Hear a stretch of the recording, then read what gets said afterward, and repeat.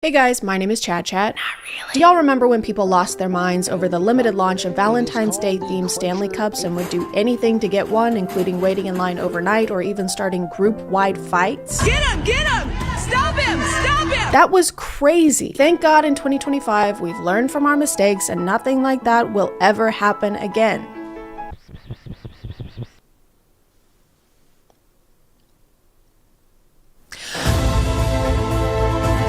Over the last 5-ish years, it seems like drinkware has become less about staying hydrated and more of a collecting hobby for some. Whether it's Hydro Flasks, Stanley Cups, this tumbler from Buc-ee's, I would walk barefoot over hot coals for this thing. That's not a joke, I'm not kidding. And as of a couple weeks ago, the Bear Cup from Starbucks. This thing was announced on Starbucks' TikTok page on November 4th and it got crazy interaction. It had about 2.3 million likes. You'd think that might tip them off that there would be a lot of interest in this cup, but I guess they don't understand supply and demand, especially when the demands are to give their employees a better work environment.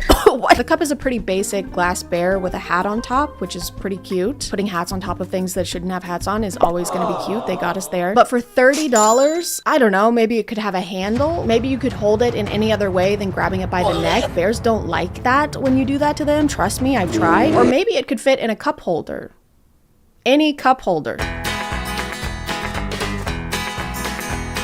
But despite the price and the impractical design, these things sold out basically everywhere in minutes. The store is now open. Run. Or sometimes in seconds. Oh.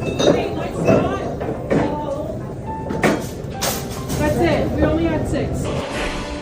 And I guess that makes sense for a high-ticket item like this was. Everyone wanted to get their hands on it. I mean, their paws on it.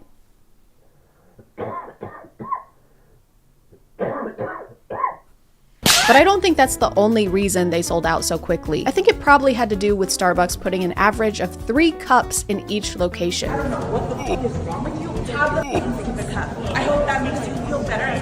Thank you for hitting me. No matter which store people went to, there were never enough cups to go around. And I know Starbucks isn't technically a store, it's a coffee shop, so it's not like they have tons and tons of shelves that they can stock full of cups. But still, the marketing for this cup got so much interaction that they had to know they were gonna need more than 3 cups per store. By the way, I'm not being hyperbolic when I say that. There were genuinely only a handful, pawful, and that was before people kept dropping them on the ground. Alright folks, now we gotta leave some space so that I can sweep this mess. Please leave a path to get to the register. Don't put that sound effect and be like, ah ha ha, he's stressed out. Bitch, you are stressing him out. Get out of the way. It's insane that they are actually so unaware of their surroundings. They have so much tunnel vision. They're blocking the employees off with their bodies. Speaking of tunnel vision, I've got it for today's sponsor. This video is sponsored by Raycon. Guys, winter is almost here, but I've barely noticed because of how hot Raycon's Black Friday deals are. I'm sweating buckets right now. With Raycon's audio products, you get the same premium quality you get with the big guys, but without paying the big prices. And with their essential open earbuds, you can listen to your music anywhere while staying connected to your surroundings. Their flexible ear hooks can bend to fit any size and are so lightweight you might even forget they're there. I'm wearing them as I write this script, and you had no idea.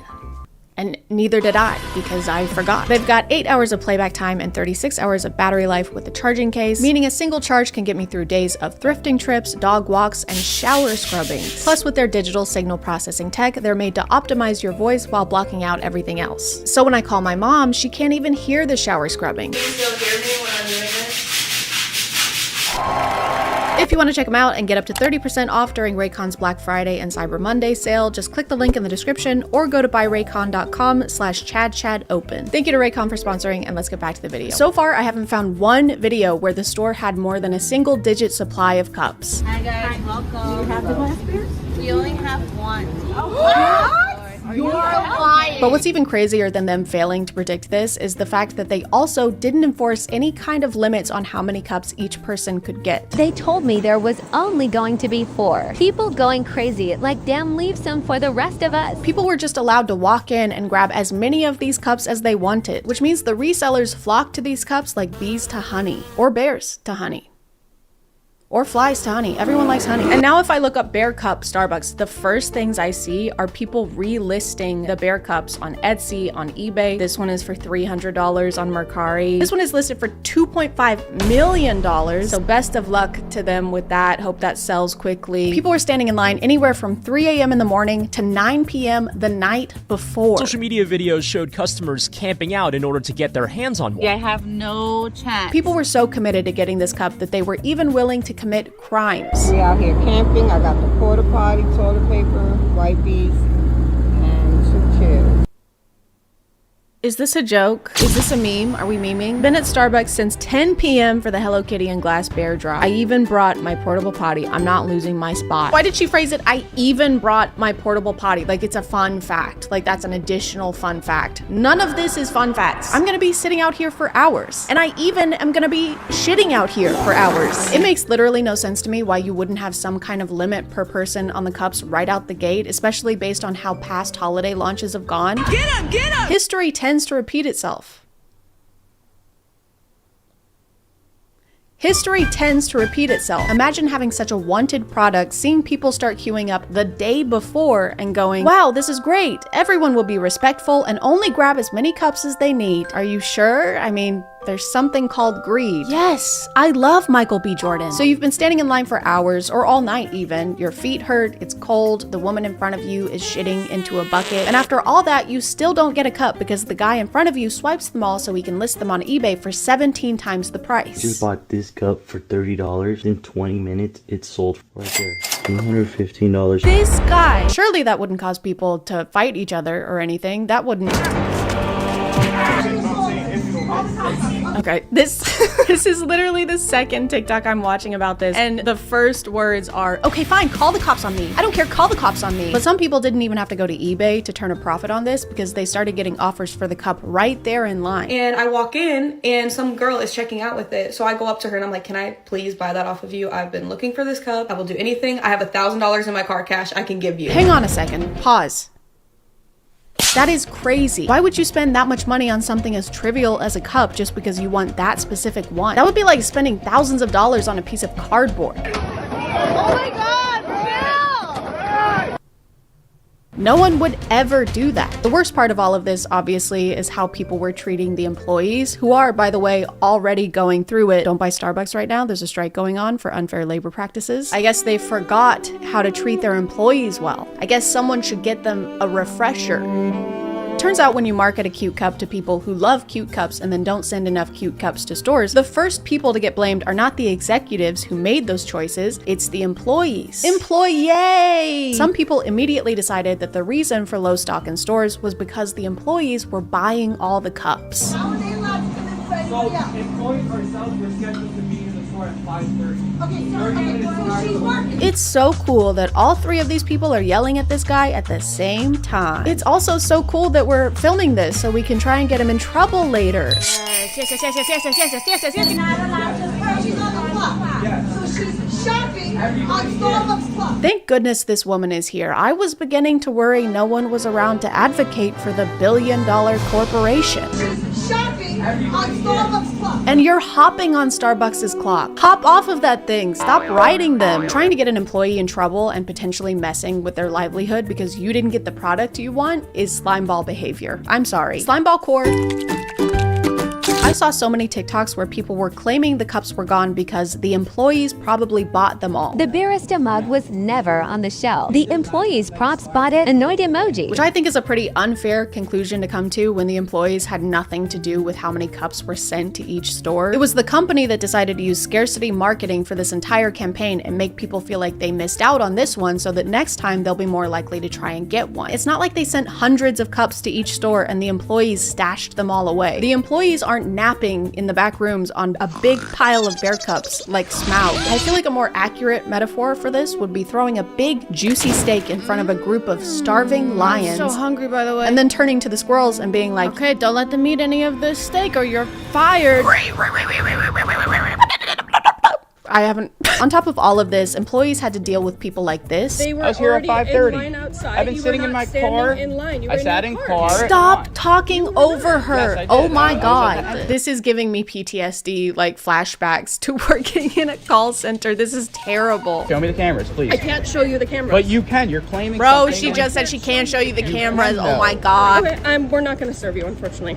Well, you have to. No, they I don't. cannot show you the So cameras. go look at the cameras.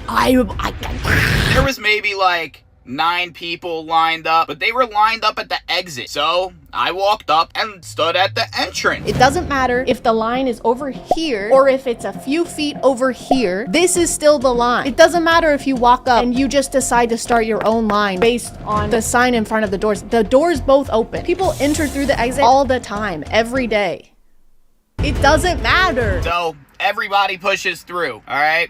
I was one of those people, but I was in the front. You were in the front because you created your own line. I'm on his side. Who forms a line at an exit? And then he replied to that comment and said, people that use a lot of pronouns. How?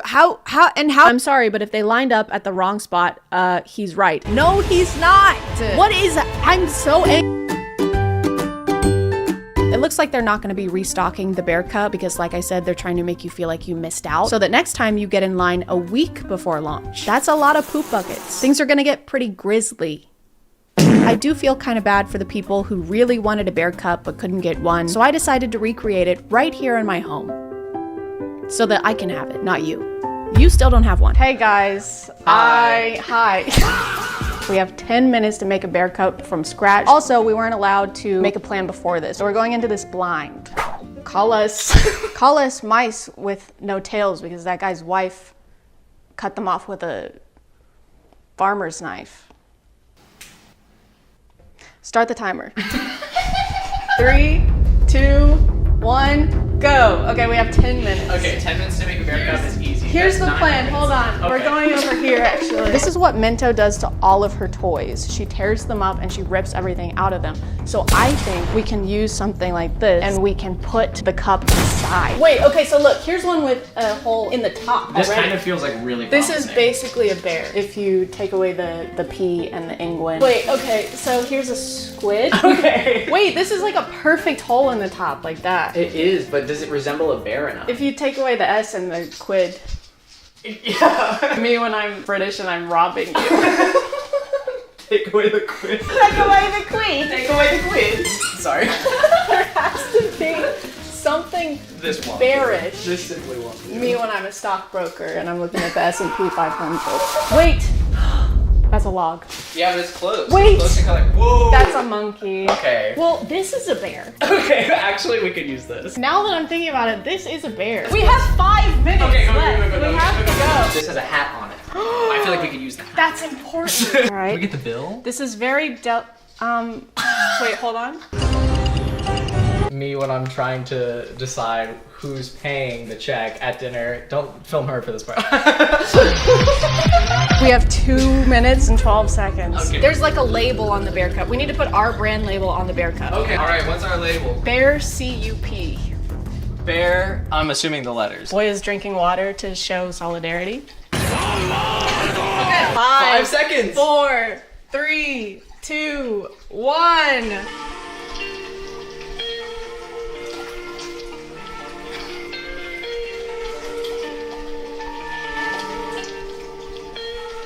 All right, here we have our very own. As you can see, we have all the basic functions that Bro. I'll take over from here. Bro. This is our bear cup. Bro. Decked out in all of the bear necessities. Bye guys. Here's my password. Oh, thanks. I just found it. I guess we should fight over the cup now. I don't really want to fight over this. I think I This one, dude. Give me the cup. It's spilling. Give it to me, bro. It's spilling. Give it. I'm trying to finish my. You know who really deserves this bear cup? Is that little lady right there. There you go. Oh, sorry. Excuse me.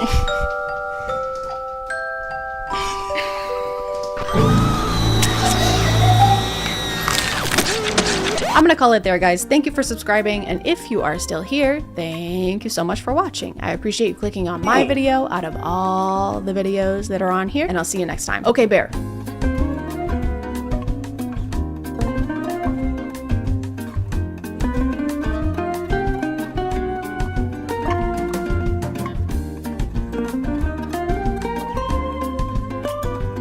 Do you want to help me do the twinge? A twinge of cringe? Basically, you just have to like push every limit of your vocal cords. Nice. Hey guys, and welcome back to Today we're here with the Asher Show, a very special guest. Hello, how you doing? We just filmed a video for his channel that'll probably be up by the time I upload mine, so y'all should go check that out. His videos are great. Today we're gonna be checking out this TikTok page, which is called The Handsome Magician. I'm pretty sure that Danny, Drew, and Curtis, I think they did like a collab on this one like a year or more ago. It wasn't this one, just a similar page, and that was this year because I have no concept of time. Anyway, enjoy.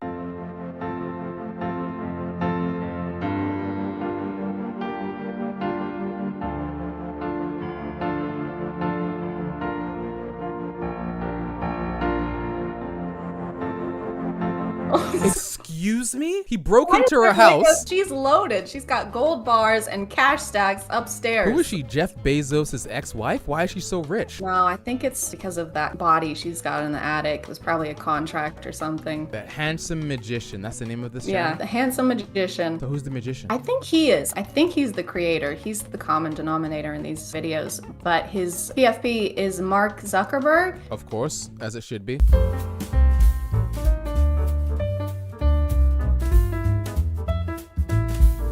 Oh, so the friend is now navigating. He actually couldn't see without having someone sit with their back in front of his eyes. Here's the question.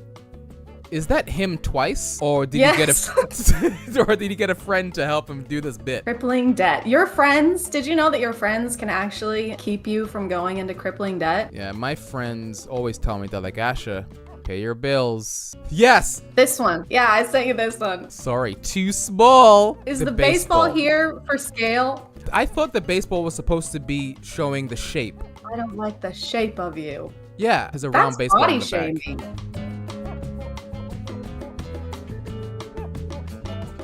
The perfect match is out there. Never give up. Dude, I love this guy. They're always trying to portray some sort of message. Yeah, like I mean, this one isn't green screen.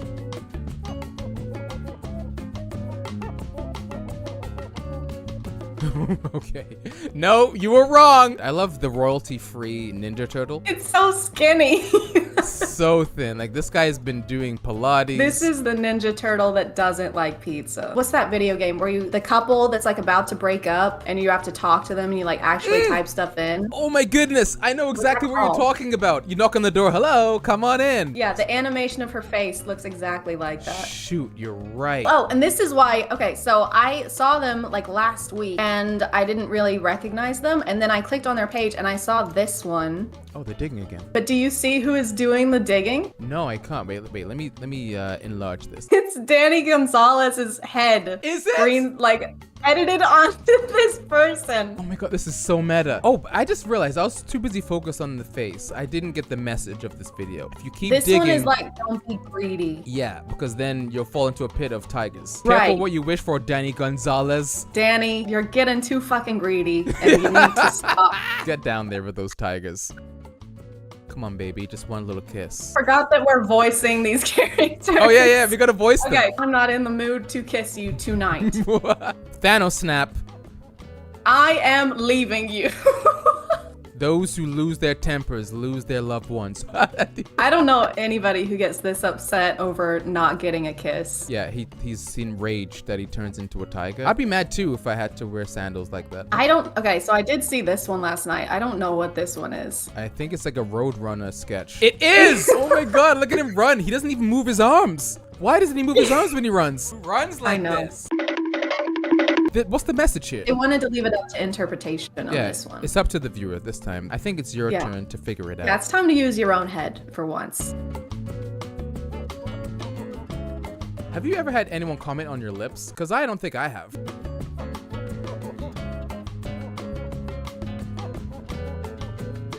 You'll catch more flies with honey. I feel like he wasn't trying to catch any flies if he came up to her and was like, hey, you look like shit. I like his Crocs. I was gonna say, I love that he's wearing Crocs. Was he gardening before this? No, he was burying the dinosaur skeleton. Burying dead bodies in his backyard. This probably followed that other video where he asked for a kiss and she said no. And he was like, well, your lips look like shit anyway. I wouldn't want to kiss you anyway. It's like I don't when a guy even gets care. rejected. Like, Yeah. well, you're not that fit anyway, yeah?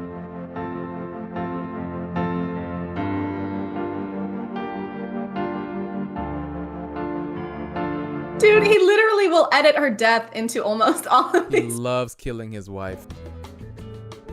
You know, I don't know too much about physics, but I don't think that's how it works. I think it is. I love the money that's buried. What?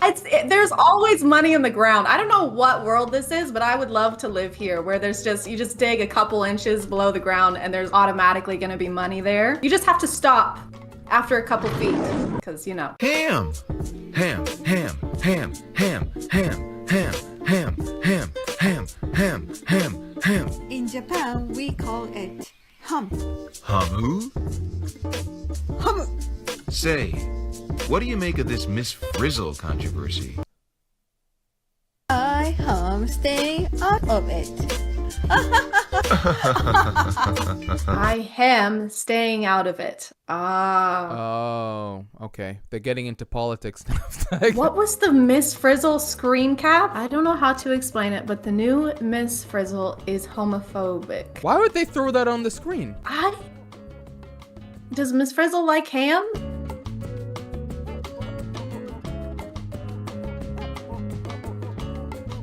Child. This guy has a beard. How is he a child? How do you carry your money around? Do you have a wallet, a purse, or anything, or do you usually carry around burlap sacks with dollar signs on them? Burlap sacks, yeah. I have two, actually.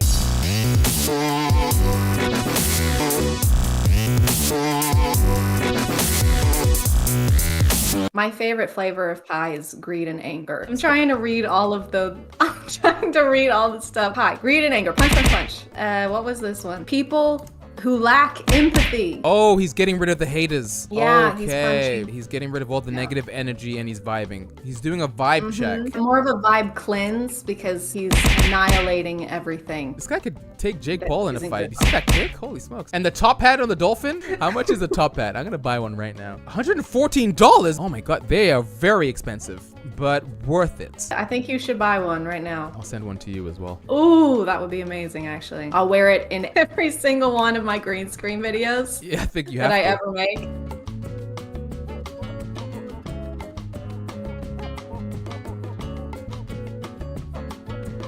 Knowledge is power. Oh. Did he create a coil out of nothing? He manifested a coil, yeah. He asked for assistance. He's like, assistance, please. And instead of this woman getting a rope, she decides to throw him a book. Start reading. You can figure it out. Like, fuck you. Figure it out on your own. Eat this fucking book.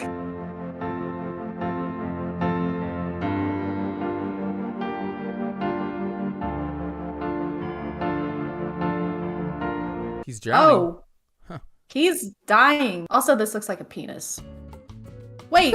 What's the message? The message is that if you dig holes shaped like a penis, you will fucking die. This user figured it out. Okay, you ready for this? In this context, he can't swim up because the clowns are holding us down. Oh. It's quiz time. Okay. What's this? Is it a wiener?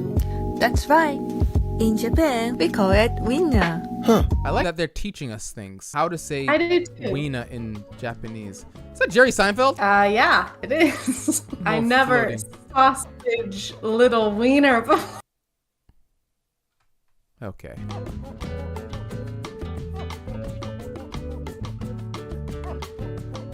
They're allergic to great friendships. Me too. Oh my god, look at the sun! It was George Lucas. The further down we go into the past, the less sense it makes. Do you think this is all one giant audition for a PBS show that he's trying to get off the air? Because this is what it seems like. What? I think he'd be good at it. I admire that he's doing what he can with what he has. And he has so many sweater vests. That's a man does. that I would take advice from.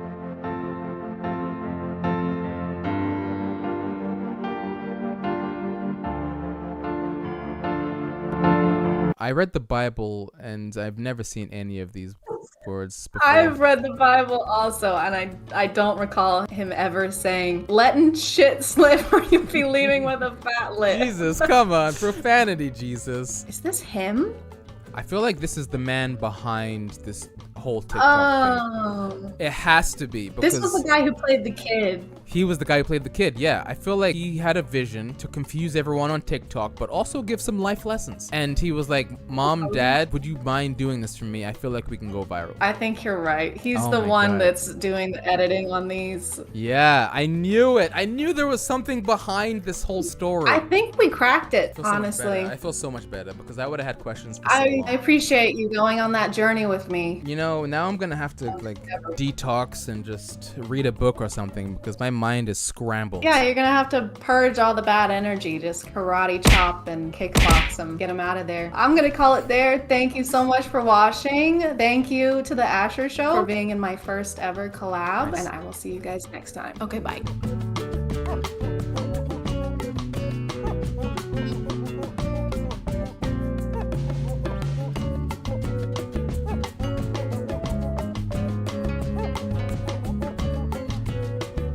Hey guys, my name is ChadChad. Alpha ChadChad to you. We haven't really checked in on the alphas in a while because in 2021, 2022, there would be a new one spouting the craziest takes you'd ever heard, like women don't have hobbies or you should tan your asshole. But now in 2025, that's just every Instagram reel. That's just every single Instagram reel that you ever see ever. It's kind of like pointing out a cow to your friends when you're driving through the city versus when you're driving through the country. They're not gonna be very surprised. This is a cow farm. There's gonna be cows outside. But recently I found two alphas that are so fascinating to me that I have to point them out to you, no matter where we're driving. If you watch reels for over an hour every day, don't do that.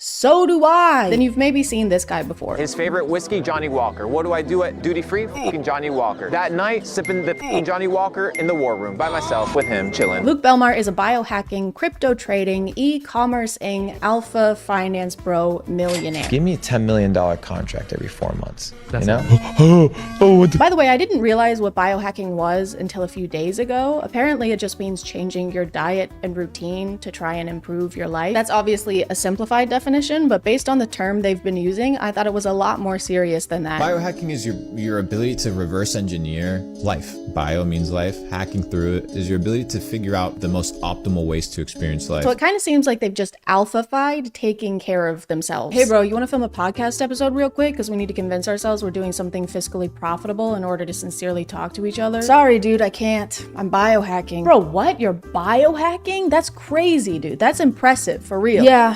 thanks. I know. I'll let you get back to it, okay? You focus up, all right? I'll talk to you later. Okay, see you, bro.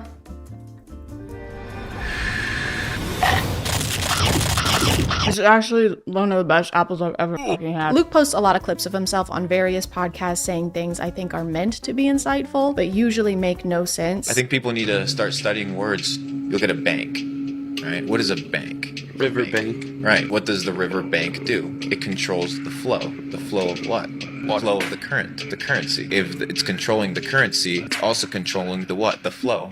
The flow of what? The cash flow. He's always talking about his success and how much money he has, so he posts a lot of advice to people wanting to become more like him. Wealthy, cool, charismatic. Because those streams are very helpful. Because And a lot of his videos are him explaining how we can start making money just like him. So let's go ahead and dive in. That's foreshadowing for later in the video. It'll make sense later. We'll get to that.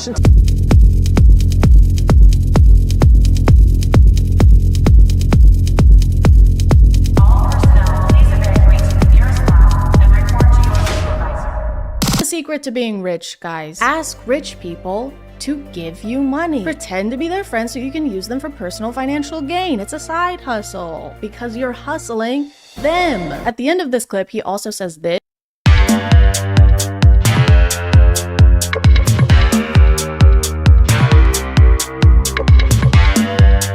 Somehow even worse advice. If you guys want to make money, literally just make money. Print it yourself in your garage. It's all about positioning yourself into prison. Don't worry though, this is not the only groundbreaking advice he has for making money. When was the last time you sat down with a blank piece of paper and just like brainstormed? Ever heard that? Yes, I'm pretty sure they have heard of that. He has so many people listening to him right now. They're hanging on every word he says. And he uses that opportunity to ask if they've ever heard of journaling. I got a problem. Problem at the top. Give me 100 solutions for that problem. Oh, I don't know what chill the fuck out. What is going to happen? Relax, G. This isn't going to help anyone become rich alpha bros. So I feel like he must have some kind of other motivation for trying to get them to use paper. Like maybe he secretly works at Dunder Mifflin. When's the last time you took a piece of paper and just appreciated it? When's the last time you ordered 80 boxes of 8x10 in ultra white, tipping your salesman 40%? Ever heard of it? Ever heard of that? Have you ever heard of that? Have you? And while we're at it, have you ever heard of today's sponsor? This video is sponsored by Midas Merge. Midas Merge is a free to download mobile game that you can play on your phone even if you don't have Wi-Fi. You could play it on a flight, you could play it in the woods, or in a basement with really thick walls. In Midas Merge, you team up with King Midas and Queen Leah after the evil goddess Nyx casts her shadow over the gardens of gold. How could she do this? She's so evil. And also, she's hot. Oh no, I hope she doesn't cast her shadow on me.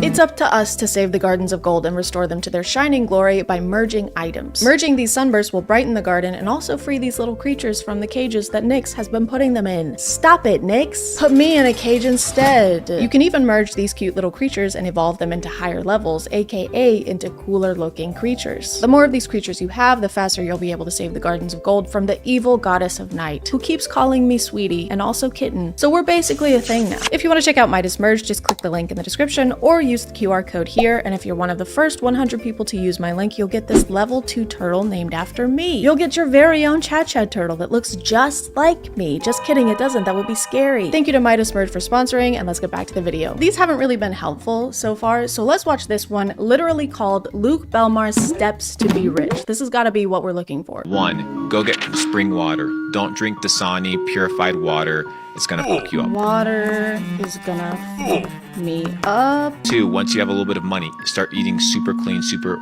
organic.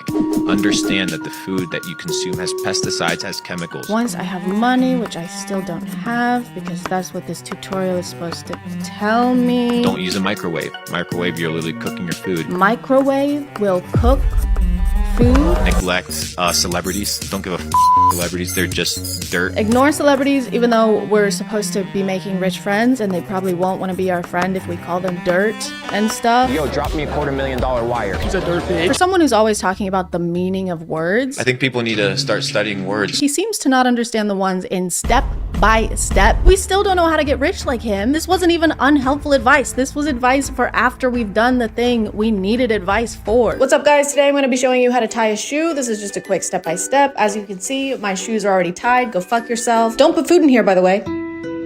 It'll make it cold. Be careful. Is that Chris Hemsworth? Oi, it's me, Chris Hemsworth. Get the fuck out of here, Chris. I'm gonna beat you up. You're gonna be so Thor tomorrow. I think one of the funniest things about Luke, though, is that he is completely obsessed with the Taint brothers. You know, the convicted human traffickers. You know, some of the worst people on the planet, some of the worst people alive right now. He talks about Andrew's brother Tristan so frequently and with so much excitement that it's like he's a freshman in high school, getting to hang out with the mean, popular seniors. Tristan Tate got us lit on Blue Label Johnny Walker, $250 cigars, $500 cigars, right? What an experience. So we're gonna go hang out with them today again. Dude, the guy did a 5-day fast. First thing how he breaks his fast, cigars and whiskey. And still outruns us. What a G, bro. Dude, this guy starved himself, spent $1,000 on consumable goods, and still trafficked women right after. That guy is sick, dude. In the head, he's fucked up. Your favorite car, bro? The red one, the Aston Martin. Tristan thinks well, guys. Critical thinking, I fucking love it. Hello? Who, Luke? Yeah, he's here. One sec. It's Krispy Kreme. They said they want to offer you a job. They said because you're so good at glazing. He didn't even explain his thought process for why this is his favorite car. He just said the color. He literally just said the color of the car. That didn't even take regular thinking. The red one.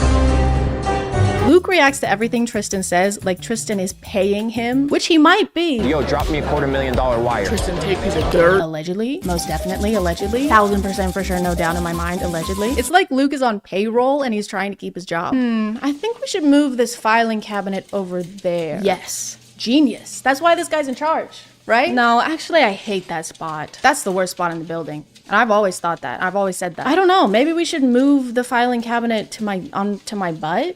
But then it'll be in the way. How will I kiss it?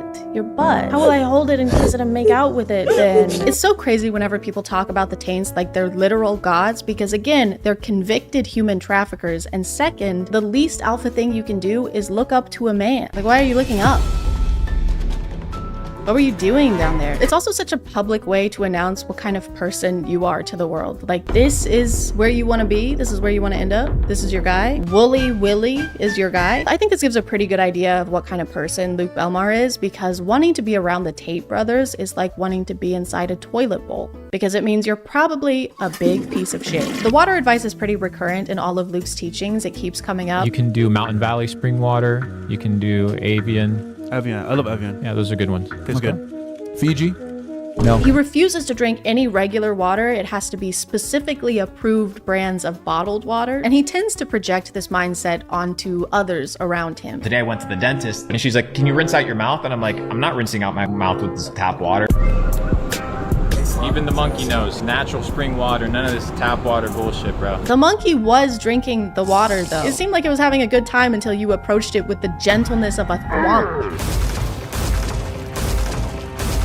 See, even monkeys know water is bad. I feel like once again he was inspired by the Taint brothers and Andrew always talking about bottles of water. I mean bottle of water. Bottles of water. Bottles of bottles. Bottle of water. Bottle. I don't know when or why this mindset started, but maybe this clip has something to do with it. Hey, your little 13-year-old daughter has acne. Let's put her on birth control to regulate her emotions. And now you put 100 million women in the United States on birth control. It goes to your urine. That estrogen goes into the water. So now you have all these feminized men drinking this tap water. I guess this explains his and his fellow alphas' fear of water, because the mark of a true alpha is being scared of the basis of pretty much all life. We're not scared of anything. We're all really tough. Except for 71% of the planet. Luke also has a tendency to make up numbers, which isn't a great characteristic to have as a finance expert. Now you have 100 million women urinating highly estrogenated urine. Where did 100 million come from? I love making up numbers based on nothing. I like my statistics how I like my hemorrhoids. Extracted from my ass. People who typically use birth control are in the age range of like 15 to 45. It's different for everybody. That age range in the US is only 66 women. 66 million. Not just, there's actually 66 women in the US, and I'm one of them. I'm the best one. And of that number, only about 15% use the pill. So that's less than 10 million. Where did all those extra millions come from? I thought this guy was supposed to know all about millions. I've been able to capitalize on this digital gold rush, been able to generate millions of dollars. Sure hope this isn't the same math he's using to calculate his net worth. So overall, with assets and investments, I'm probably worth around 20 million. Nice.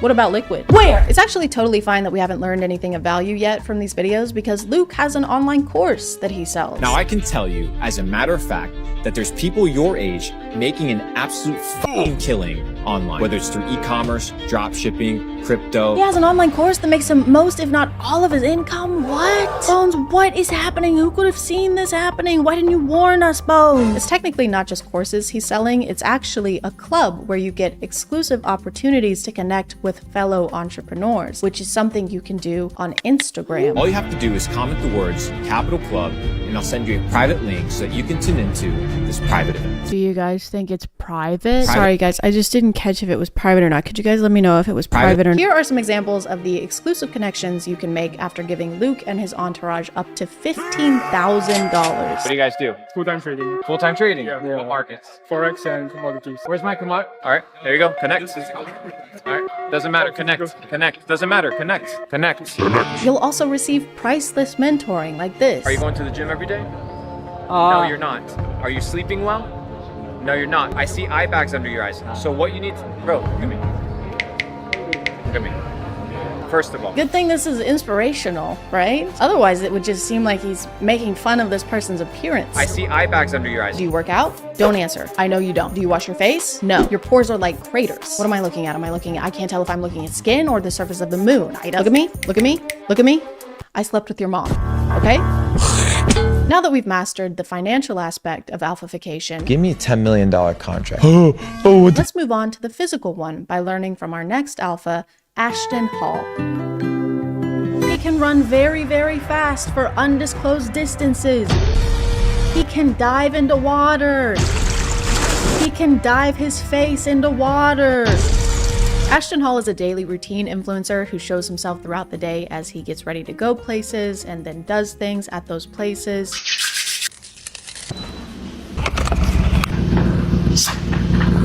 By the way, Chris James is how I learned about this guy because I deleted X from my phone. I couldn't stand to be there or look at it anymore. So everybody say, thank you, Chris James. Thank you. Is he gone? Thank God. That guy has 2 first names. Like, how many do you need? Don't be greedy. Ashton has been getting a lot of attention over this last month for how crazy and unrealistic his routine is. For example, he starts the day by waking up at 3:50 or 3:55 in the morning.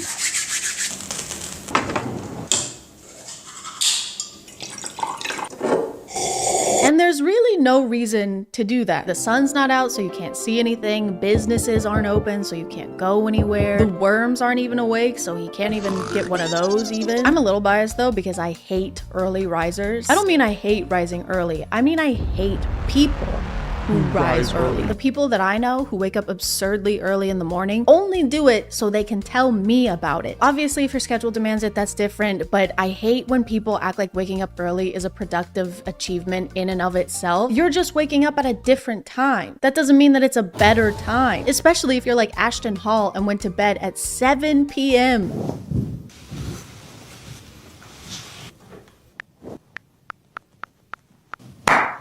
Actually sleeping more than most people. He goes to sleep at 7 and then doesn't wake up until 3:50 in the morning. That's almost 9 hours of sleep. Why am I doing so much math in this video? His morning routine video that went super viral says this in the caption: day 191 of the morning routine that changed my life. 3:50 a.m. to 9:30 a.m. Sin lives late at night. If you're dealing with a weak mind, bad decisions, or lack of productivity, go to sleep early. Sin lives late at night.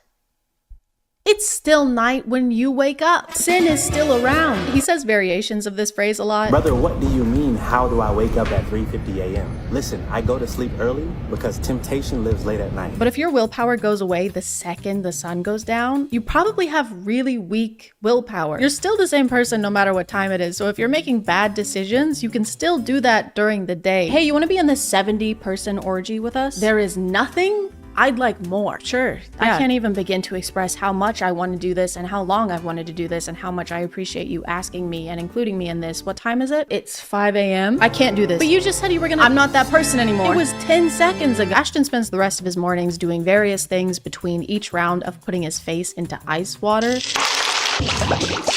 Dipping his face into ice water is kind of like his checkpoint throughout the day. And he only does it with this specific brand of bottled water. He doesn't use tap water.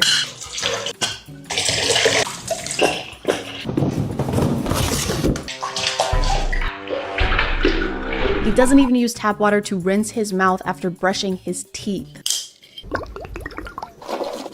Luke Belmar is beaming. I'm not rinsing out my mouth with tap water. He's smiling with his teeth that are untainted by regular plain water. The only taint in his mouth is Tristan's. Sometimes Ashton will show himself doing his skincare and hair care routine.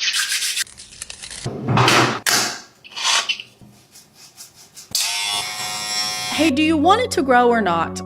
These two things just canceled each other out. I'm getting mixed signals. He just row gained and then row lost. He also uses Sensodyne toothpaste, and there's nothing wrong with that. I just feel like maybe his teeth would be less sensitive if he didn't constantly expose them to iced water.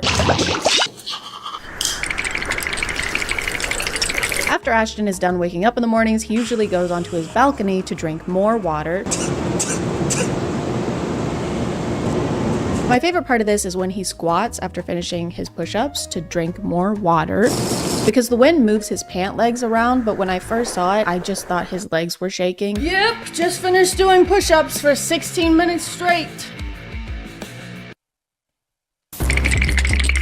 That is actually literally gonna make my legs hurt tomorrow. One of the weird things about Ashton's content is how his wife is included in it. Actually, it doesn't even feel right to use the word included because she's not included. It's just her hands. She doesn't have a name or a face. She's literally just a pair of hands. Usually when other people show up in his videos, they're actually shown.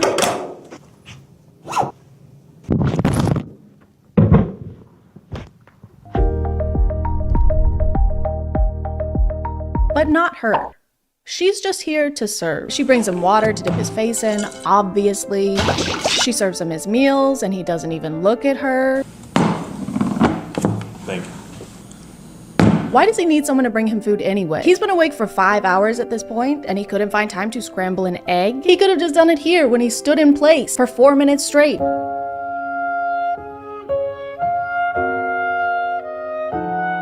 He could have just stood in front of an oven instead, or a stove. I mean, can you cook eggs in an oven? I don't know. My wife makes them for me. His wife's hands also pick up his messes. They clean up after him. She cuts up his bananas so he doesn't have to eat them the gay way. She even has to dress him sometimes.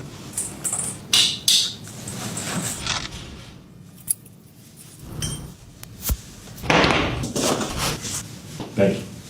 The way these are filmed makes it seem like he is a knight preparing for some kind of jousting tournament, and she's a squire. She's just there. Your chain, sire. I am but a lowly street urchin, and it is my greatest honor to place this adornment upon your regal nape.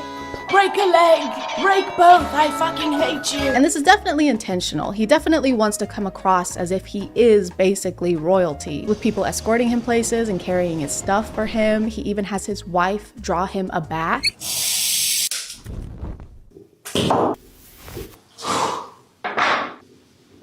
Thank you. And it works. He definitely comes across that way. He does seem like he's royalty because he's a little princess. Ashton is also a self-acclaimed fitness coach, so he shows us a lot of his workout routines. And I say self-acclaimed because literally anyone can say they're a fitness coach. You don't have to have any kind of certification to say that. You also don't need any kind of certification to have an app where you sell fitness courses for $20 a month or $90 a year. You can just do that. Fitness coach. Yeah, he's fitness coach into the back of his car. The production quality of his running videos is insane. They have 2 camera rigs set up in 2 different cars so they can drive on either side of him and film him running in super high def. They've got him in slow motion, he's covered in sweat by the end, and you would be too if you ran for less than 10 minutes. Less than 10 minutes. He doesn't even run for 10 minutes. He starts running at 7:27, and by 7:36, according to him, he's done running. He's done standing too. He's in the air. He already did 4 minutes of that this morning. He doesn't need to do any more. He spent more time prepping and traveling to this location than he did running at this location. He could have just run down the stairs at his building instead of taking the elevator and saved himself like an hour and a half. Does that even count as a workout at that point? This is more like fleeing. He just briefly fled. He also tends to make a lot of noise during these intense runs. Wait, what's he saying? Guys, he's saying ice. Guys, he's scared of the ice water. That's why he's running away. His teeth can't take it anymore. Oh my god. The hands must be controlling him. They're making him do this. She's not serving him. She's serving torturous villain, baddie, bitch, pussy, slay, mother, The only reason guys like this are able to maintain these routines or waste time talking about what kind of bottled water is best Fiji? No. is because they're already rich. They didn't get rich because of these routines. They have these routines because they are rich. They have someone doing their chores for them. They have someone taking their car to get their oil changed. They don't do regular people stuff. They're bored. They've got to do something. Just make sure you're not comparing yourself and the things you're doing to these optimized alphas or anyone online who seems like they have a productively maximized routine. Because first of all, there's no such thing as a perfect routine. We have butt cheeks. It's not that serious. And second of all, they're easy to fake. Even I could fake the perfect routine if I just took everything I've learned from Ashton and Luke today and combined them. And I'm gonna do that right now.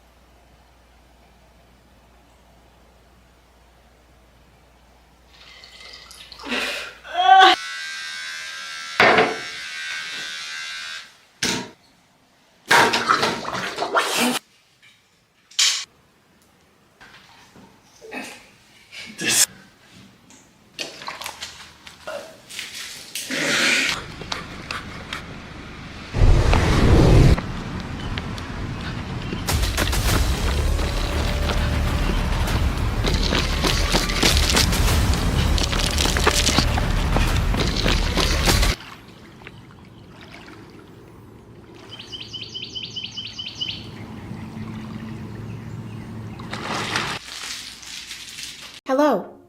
Today I will be learning how to box from a very special guest, Jake Paul. Jake, why don't you say hi? Hey, ChadChad, it's an honor to be here. Well, Jake, it's an honor to have you here. Why don't you tell us a little bit about what we're going to be doing today? Sure. Well, first, I'll be showing you a little strategy I found to be very successful in winning fights. If done correctly, it has a 100% success rate. That's incredible, Jake. That's an is. amazing achievement so early on. It is. In your career. Congratulations. Thank you. Yeah, thank you. It really is. Okay, well, I guess I'm ready whenever you are.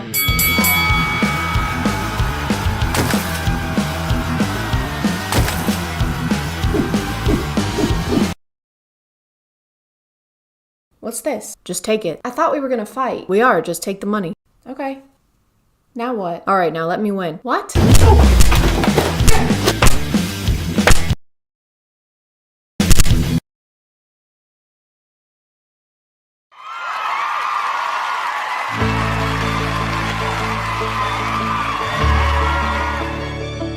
Hey guys, and welcome back to A Twinge of Cringe. My name is ChadChad. Not really. And today we're going to be taking a look into the appalling world of Jake and Logan. I'm sorry, I promise I have better jokes in this video. I'm filming this after getting my second dose of the vaccine bay, so please keep that in mind when you're passing judgment on my puns. Also, go get vaccinated. It's easy, it's quick, and why would you pass up on the once-in-a-lifetime opportunity of actually getting something for free in America?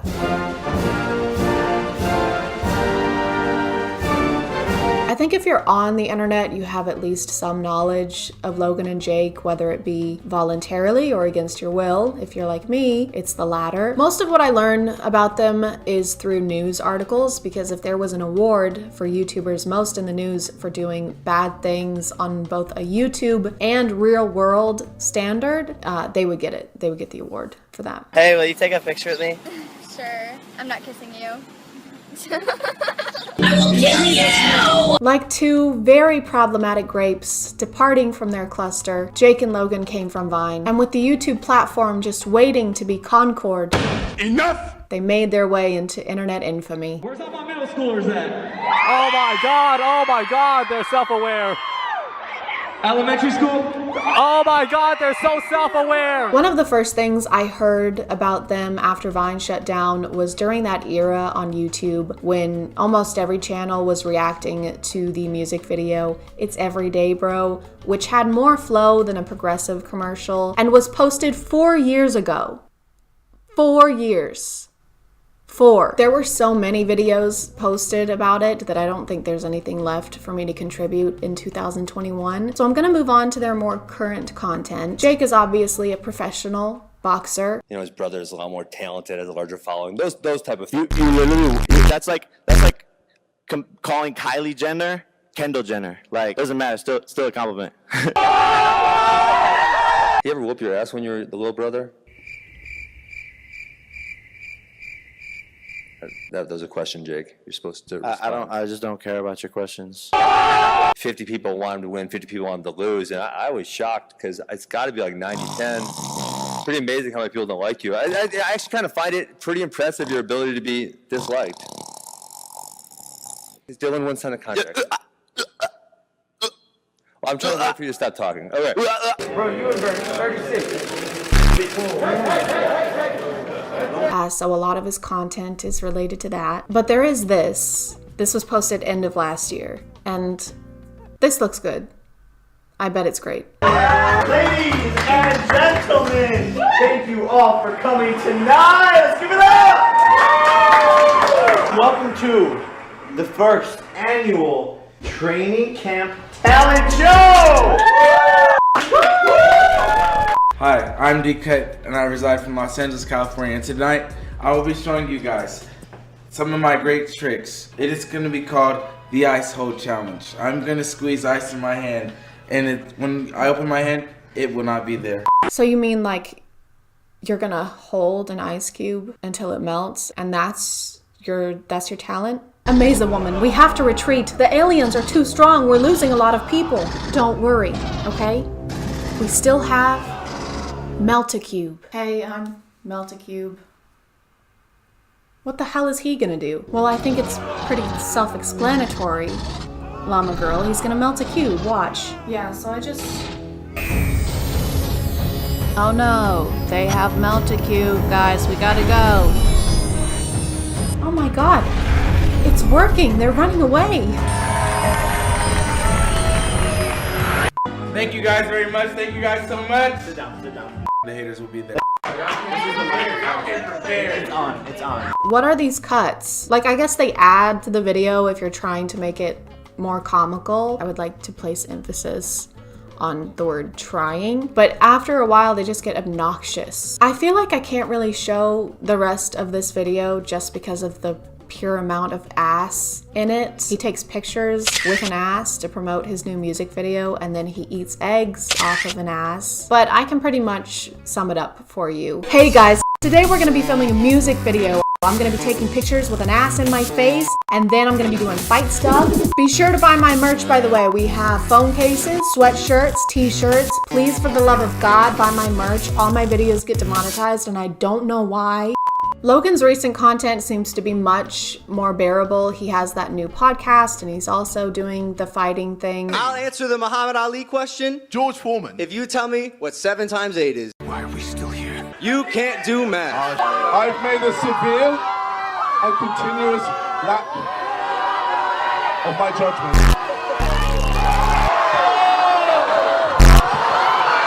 Very low right now. Your hands are shaking. Nope.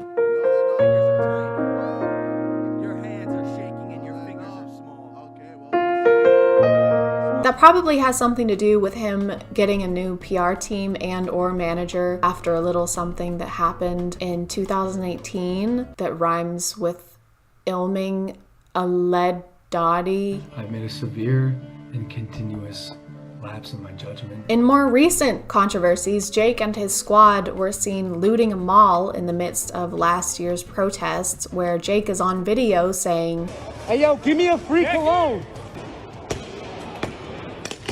He was charged with criminal trespass, but it got dropped, which in the world of a wealthy white man with a huge social media following probably just means that. But let's talk about the incident that just happened and actually inspired this video.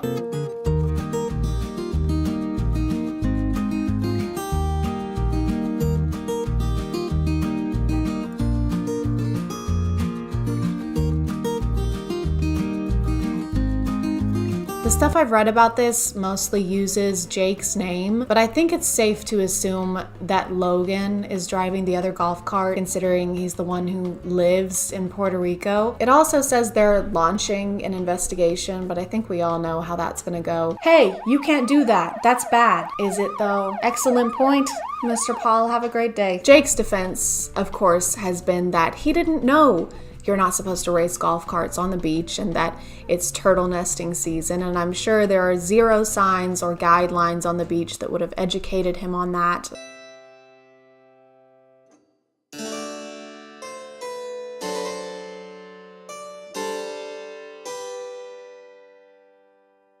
Order in the court.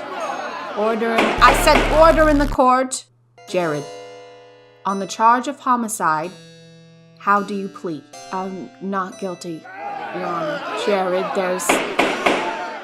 there's a video of you committing homicide against Mr. Douglas. Well, yes, but Your Honor, you see, I didn't know that you're not supposed to commit homicide. Be that as it may, Jared, there was a sign next to Mr. Douglas clearly stating not to kill him. Yes, well, I didn't see that sign. Well, why didn't you say so? Case dismissed. I think the Paul brothers are like those boisterous teenage cousins that show up to family events and do the most reckless shit, but are instantly forgiven and never see any consequences from their parents because they're just boys being boys and having fun. But the world is not your parent, and it doesn't have to continue to forgive you over and over again when you do stuff that you should have known not to do. And if you're too clueless to function or to meet societal expectations of decency like you claim to be every time you do something wrong, then maybe you're too clueless to have the audience that you have. I'm gonna call it there, guys. Thank you for subscribing, and if you are still here, thank you so much for watching. I appreciate you clicking on my video out of all the videos that are on here, and I'll see you next time. Okay, bye.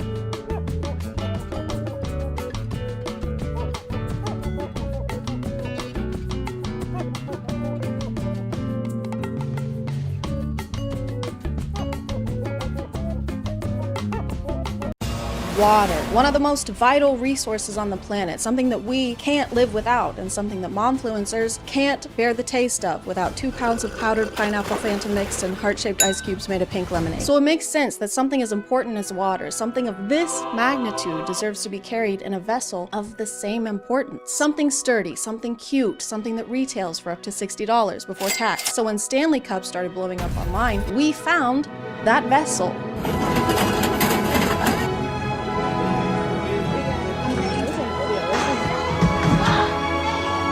For the past year or so, I had never really heard of Stanley Cups, and if you still haven't, Stanley Cups are to Hydro Flasks what Hydro Flasks are to Yeti Cups. I feel like I need to have something in my hand. I can't do this without something in my hand. Oh, perfect. Look at him. Aww. Bestie. Every few years or so, there's a new water bottle brand that everybody wants for Christmas, and if you don't have it, you're a loser. Oh, so you just want to drink water and you don't care about how on trend the container holding it is? That is so thirsty. Like all the brands before, Stanley makes water bottles, but their bottles have a little handle on the side, a little thing to grip, so that you can finally handle the grippy. But what people can't handle is Stanley's Valentine's Day collaboration with the poo-poo head company known as Starbucks. The limited edition cups were hot pink instead of Stanley's usual collection, which only has light pink, and we don't want that. We want our grippies hot and pink. To put it simply, people have been losing their gourds over these cups. The release of these cups was like Black Friday for people who know all the lyrics to Lavender Haze. This was the most chaotic thing to happen in like 2 days, which isn't a long time, but this year has been crazy, okay? Gypsy Rose's husband has a big dick. And that's something I know now. There were literally people camping out in Target parking lots at 3, 4 in the morning just waiting for them to open so that they could storm the display like they were in the battle at Helm's Deep. There was one person who fell mid-sprint and no one even checked on her. No one cared. They all just turned on her. One of you will betray me come the morn. No. We would never do that. I would never ever do that for only 30 pieces of silver and a hot pink Stanley Cup.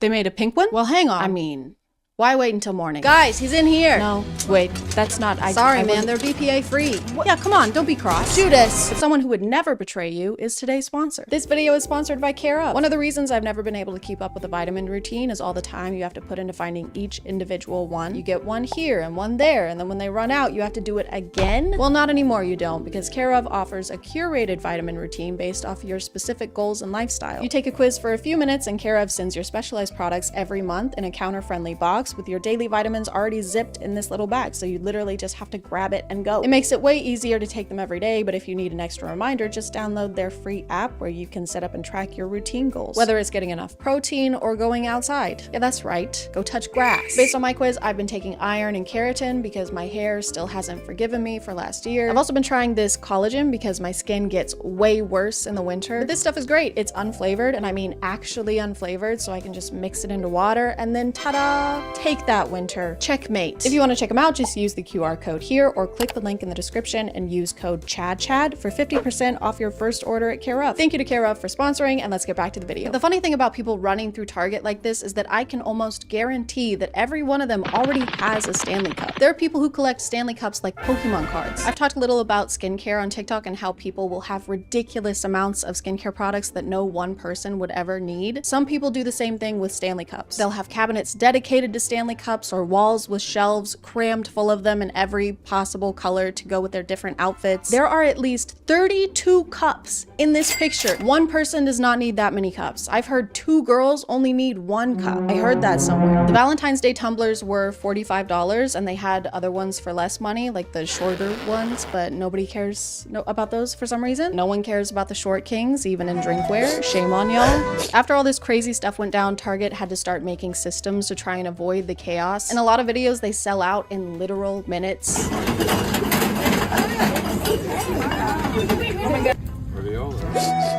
People were grabbing them so quickly that they had to start enforcing a 2 per person limit on the cups. Some Targets were apparently even handing out tickets to the lines in front of Target. How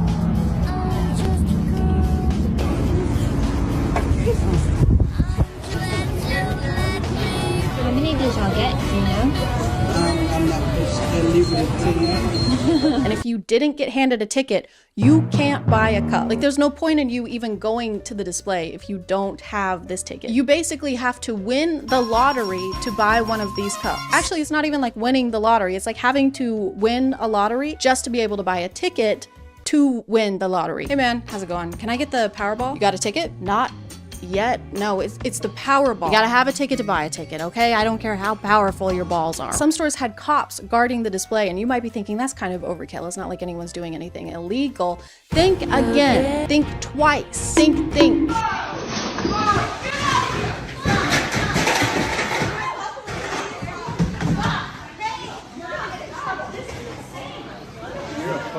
This guy grabs an entire box from behind the counter, which is crazy. I don't care about Starbucks or Target, but don't stress out the employees. They're already over your shit without you doing anything illegal. You're legally a pain in the ass. But then these people body slam and tackle him. Stop him! Stop him! Stop him!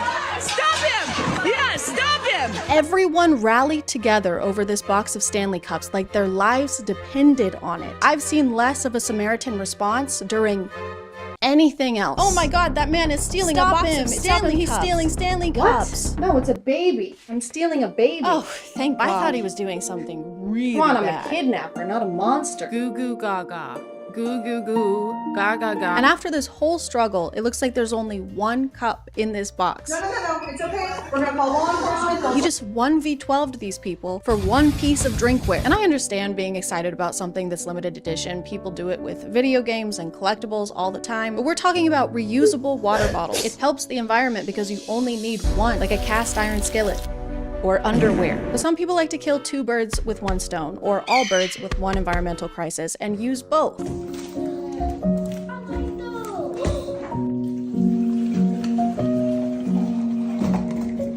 On the bright side, this is more efficient. This way, the plastic will end up in the ocean faster. Time is money. Money is Stanley Cups. My leg itches and my hand is sweaty. This is just insulting, because if you're gonna use plastic water bottles, at least use them. The environmental impact can't be for naught. Verily, unless they can't drink their water, this is completely pointless and just adds an extra step. I just created matches so that we don't have to use rocks to make fires anymore. Amazing, that makes things easier and better.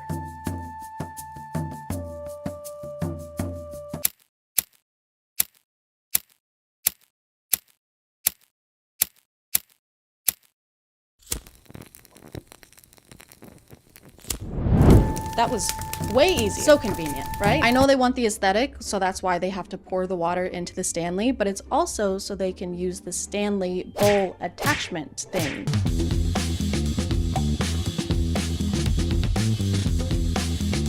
There's already a container to drink the water from, and there are already bowls. If anything, this is just taking a bowl and putting it on something precarious that your kid's knee is gonna knock out in 2.5 seconds. And if you take too many grapes from one side, the whole thing will topple over. This is like putting your toddler's food on top of a Jenga tower. And that's another thing about Stanleys, is that people like to make accessories for them, which if you take into account the people who think of these as accessories and buy different colors to go with their outfits, this is accessorizing an accessory.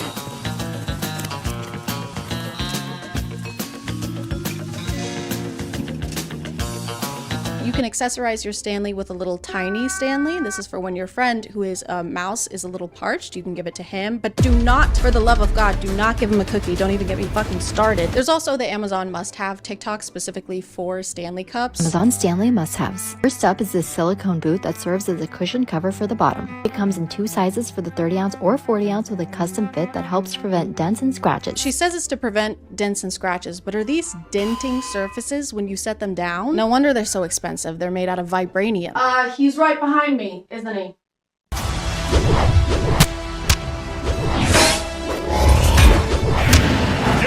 You can also buy clothes and purses for your Stanley. This carrier is another favorite, especially if you like to bring your Stanley on the go. It secures around the cup with Velcro for a nice snug fit. This pouch that's designed to strap onto Stanleys so you can keep a few of your important belongings like a cell phone, key fob, and card holder all together. It kind of seems like a water bottle isn't what you want. You would like a doll, like a Barbie or an American Girl doll. These are probably as expensive as American Girl dolls, which is really hard to be. And this is fine. Some of these are cute. I'm not gonna pretend that they're not, but what isn't cute is whatever this is. The packaging was so cute, I had to get it laminated. Then I rolled it up and tied it with a scrunchie, added some glue dots to the back. Now I can use my tumbler without messing up the label. You just laminated garbage. We don't need ways to make trash last longer. Biodegradable. That's for betas. That's why in 2024, I'll be making garbage immortal.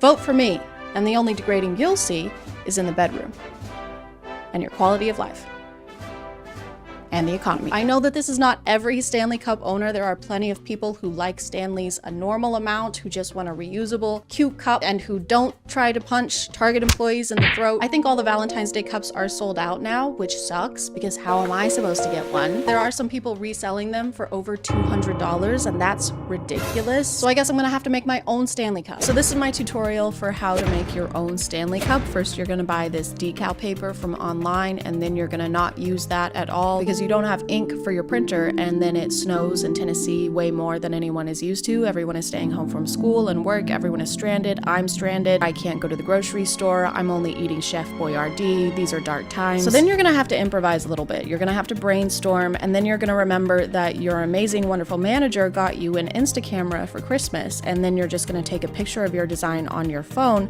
print that out, cut it out, fasten it to your cup in a dishwasher waterproof way, and there you go. There is your very own Stanley Cup. You know, Stanley, like the guy, laugh. Then you're gonna test it out. You can take it with you places as long as you don't go any places because you're stranded. And I know what you're thinking. You're thinking there's no lid and so it's not gonna be spill proof, but that's actually not factual at all. It is spill proof. Whatever fun things you're up to, you can take it with you. It's just that kind of cup where it's kind of like a companion. It's kind of sentient. It's like its own being. Sometimes it speaks to you, it talks to you, it whispers in your ear at night. You can take it with you when you go sledding in the snow, or you could if you had the fun kind of snow and not the kind of snow that's just sinks down every time you step on it. But the Stanley Cup finds a way. There is always a way to have fun with a Stanley Cup, with this Stanley Cup that you made. So yeah, if you happen to have all these ingredients laying around your house, highly recommend making your own Stanley Cup. That's about gonna do it for me. Send help, reinforcements, send food that doesn't come in a can, send those things from the Hunger Games that the sponsors just send help. I'm gonna call it there, guys. Thank you for subscribing, and if you are still here, thank you so much for watching. I appreciate you clicking on my video out of all the videos that are on here, and I'll see you next time. Okay, bye.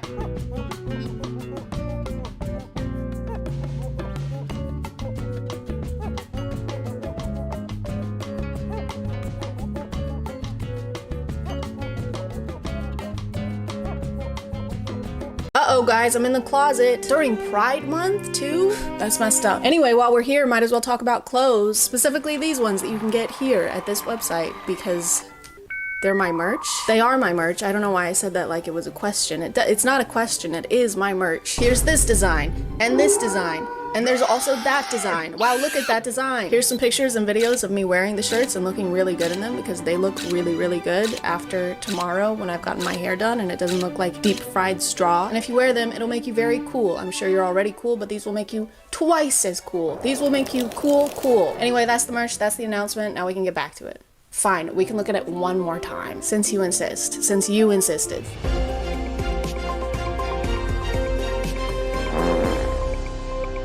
Hey guys, today we're talking about men who kick balls and men whose balls we'd like to kick. A twinge of cringe. My name is ChadChad. Not really. And imagine you're a hardworking woman. If you're already a hardworking woman, you can just sit there. You've done enough. Now imagine you've dedicated years to your education, countless sleepless nights and energy drinks, all while working a job, or 2 maybe, or maybe even 3. Who knows? Everything sucks right now, but it was all worth it because today it's finally over. You've done it. Your friends and family surround you, beaming with pride as you toss your cap in the air and celebrate one of the biggest achievements of your life. And then a guy gets on stage and says this. I think it is you the women who have had the most diabolical lies told to you. How many of you are sitting here now about to cross this stage and are thinking about all the promotions and titles you are going to get in your career? Some of you may go on to lead successful careers in the world, but I would venture to guess that the majority of you are most excited about your marriage and the children you will bring into this world. If you don't know who this is, lucky, this is Harrison Butker, and he is a kicker for the Kansas City Chiefs. More like Kansas Shitty Chiefs, am I right? Haha, good one, ChadChad. Up top. Oh god, ChadChad. No, don't. If you don't know who they are Taylor Swift's football team. And if you don't know what football is, figure it out. I can't hold your hand through all of this. Harrison was invited to be the speaker at a graduation ceremony where he decided not to stick to the status quo. No, no, no. No, no, no. Stick to the status quo. Did you hear that run? I've got runs. I have the runs. Instead of using his time to inspire graduates or congratulate them on all their hard work, Harrison decided to use his time to complain about things that bother him. And the first thing that bothers him, apparently, is women having careers. And thank goodness he was here to save these women from the diabolical lies such as, hey, if you want to have a job,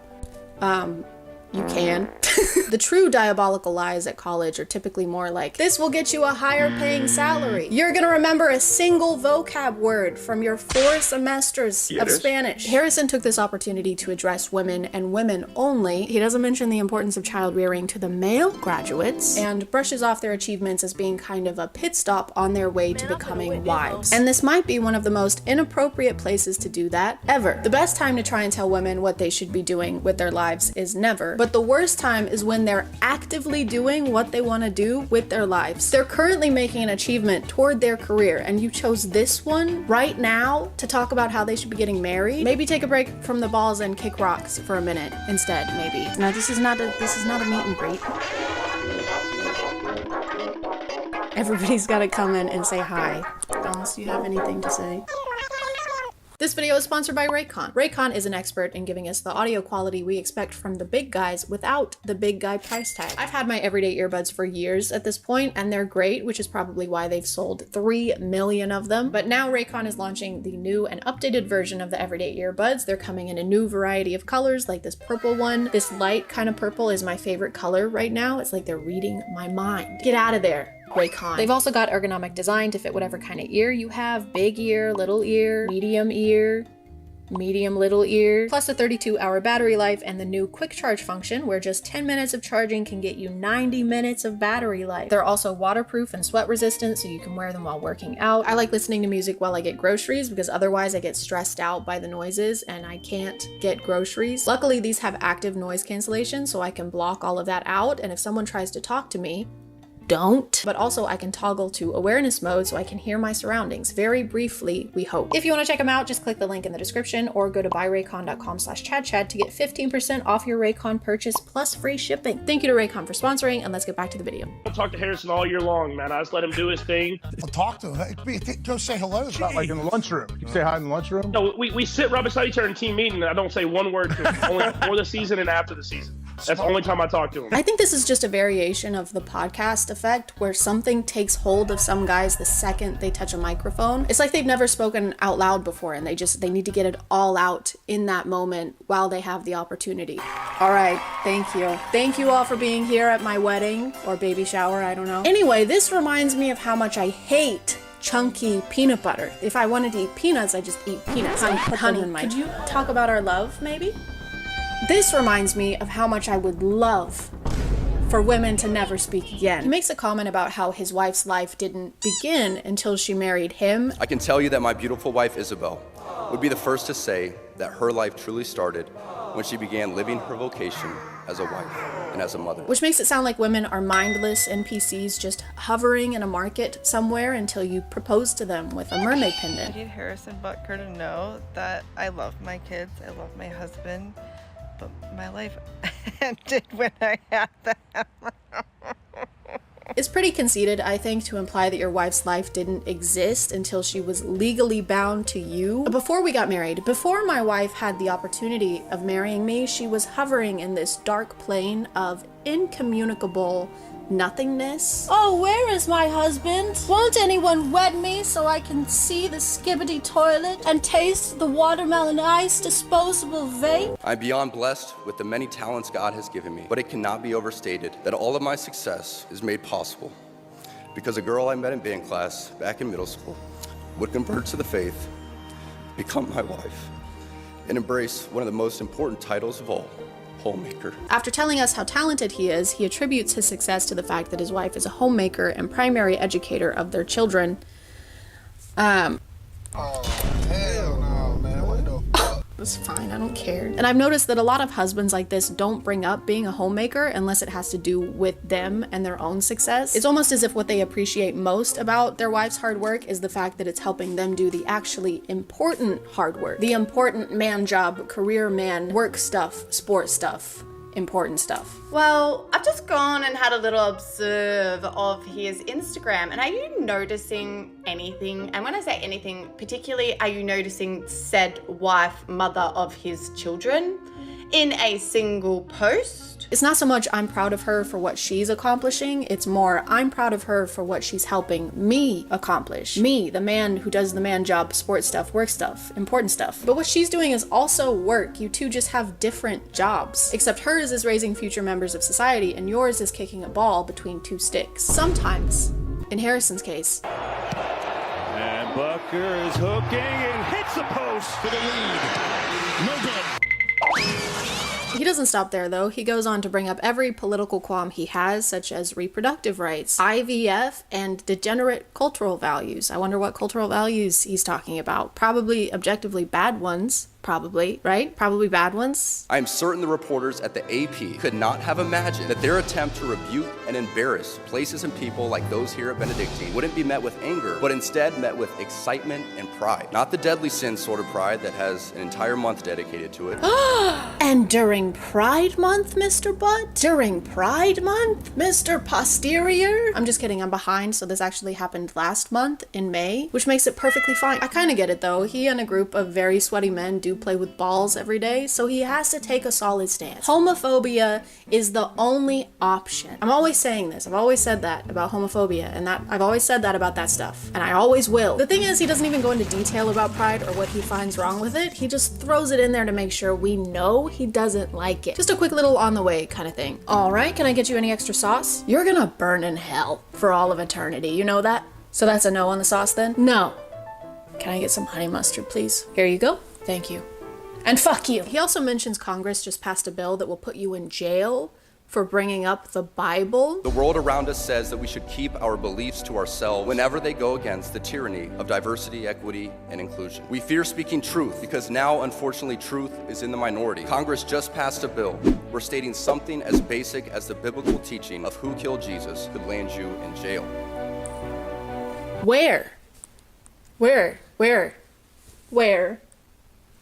Guys, we're in the minority. Guys, they want to put us rich white men in jail. Nobody likes rich white men anymore, guys. What are we gonna do? This entire speech feels like he doesn't know where he was gonna be giving it. It's like someone told him he was preparing for a presidential debate or something. And for my first act as president, I'll be making every man grow a beard like this, like I have. And you can't tell men what to do with their face. That's ridiculous. Well, can I at least tell women what to do with their ovaries? Oh, yeah, that's fine. My name is Mr. Butt, and I approve this message. People started wondering about the process of inviting Harrison as a speaker and why no one reviewed his speech beforehand. And I was wondering that too until I realized that this speech was being given at Benedictine College, which is a private religious school in Kansas. You also have to keep in mind this was at a Catholic and conservative college. So a lot of the men were like, yeah. Not only did it seem to get little to no negative feedback from the crowd, it apparently received a standing ovation. Some of us did boo. Me and my roommate definitely did. There was a standing ovation from everyone in the room, except from me, my roommate, and about 10 to 15 other women. I still have no clue why he specifically was asked to speak. He didn't attend this college, he was never a student, and he even admits himself at the beginning of his speech that he's not a professional speaker. And I felt that one graduation speech was more than enough,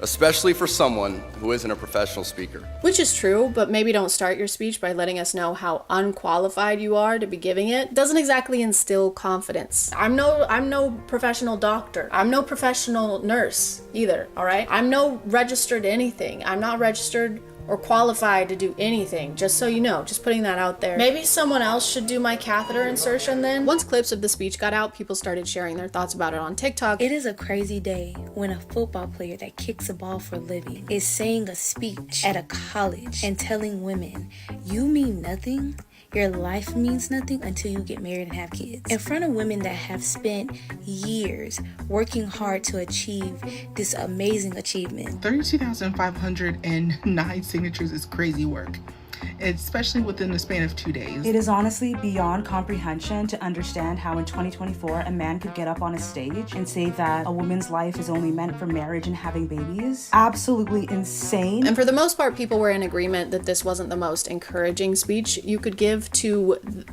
women. The women. But of course, you know what they say, behind every loud-spoken misogynistic man, there is a loud-spoken misogynistic Brett Cooper. With a college degree and a career and no children yet, I can confidently say that Harrison Butker is right.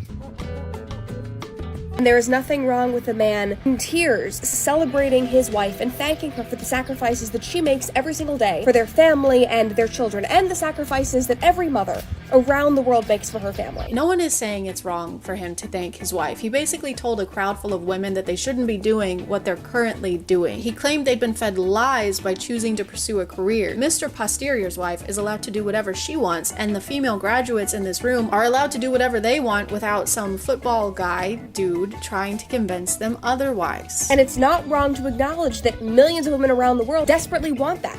Want to be a homemaker. Are the millions of women with us in this one room at Benedictine College? We're not talking about women who want to have a family and don't want to go to college. That's a completely different demographic. Not to say that some women at this graduation don't want to have a family. I'm sure plenty of them do. But the fact that the only address to women he makes during this entire graduation ceremony is to brush off their accomplishments and basically say it means nothing in comparison to their wifely duties. Boo. Tomato. Tomato, potato, tomato, potato. I don't know what we expected though. He does have the literal word but in his name. Anything that comes out of him is gonna be shit. For some reason, people like Harrison believe it's women's innate desire to get married, and if they don't, they're denying themselves and are deep down very miserable. Not me though. Deep down, I am nothing. I have no thoughts. I don't actually exist yet, so I'm sorry. Let me just...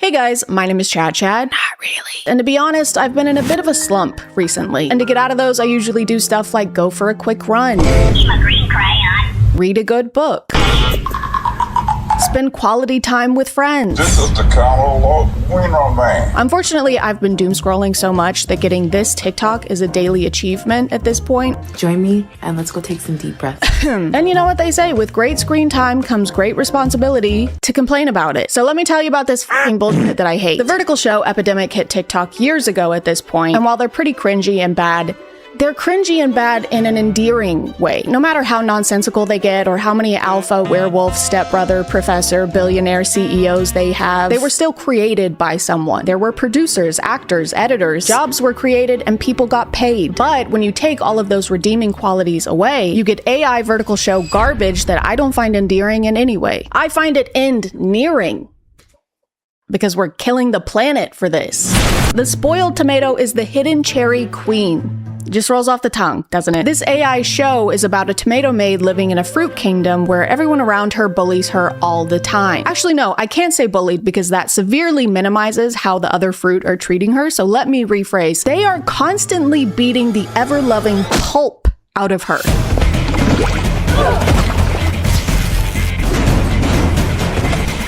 And we don't really know why they're doing this. She does have a flashback to her childhood where we see her parents were royalty before they were attacked. And because of this, she had to go into hiding by transforming from her cherry self into her rotting tomato self. However, this guy, the one holding the sword, so I'm assuming he's the one hunting down her family, just walks right past them. Find the royal hair! Leave no one alive! So it kind of seems like the tomato transformation was overkill. This guy can't even find you when you're standing right next to him. I'm not worried about him. Also, if they ever find out she's secretly the cherry queen, what are they gonna do? They're already locking her up and beating the shit out of her.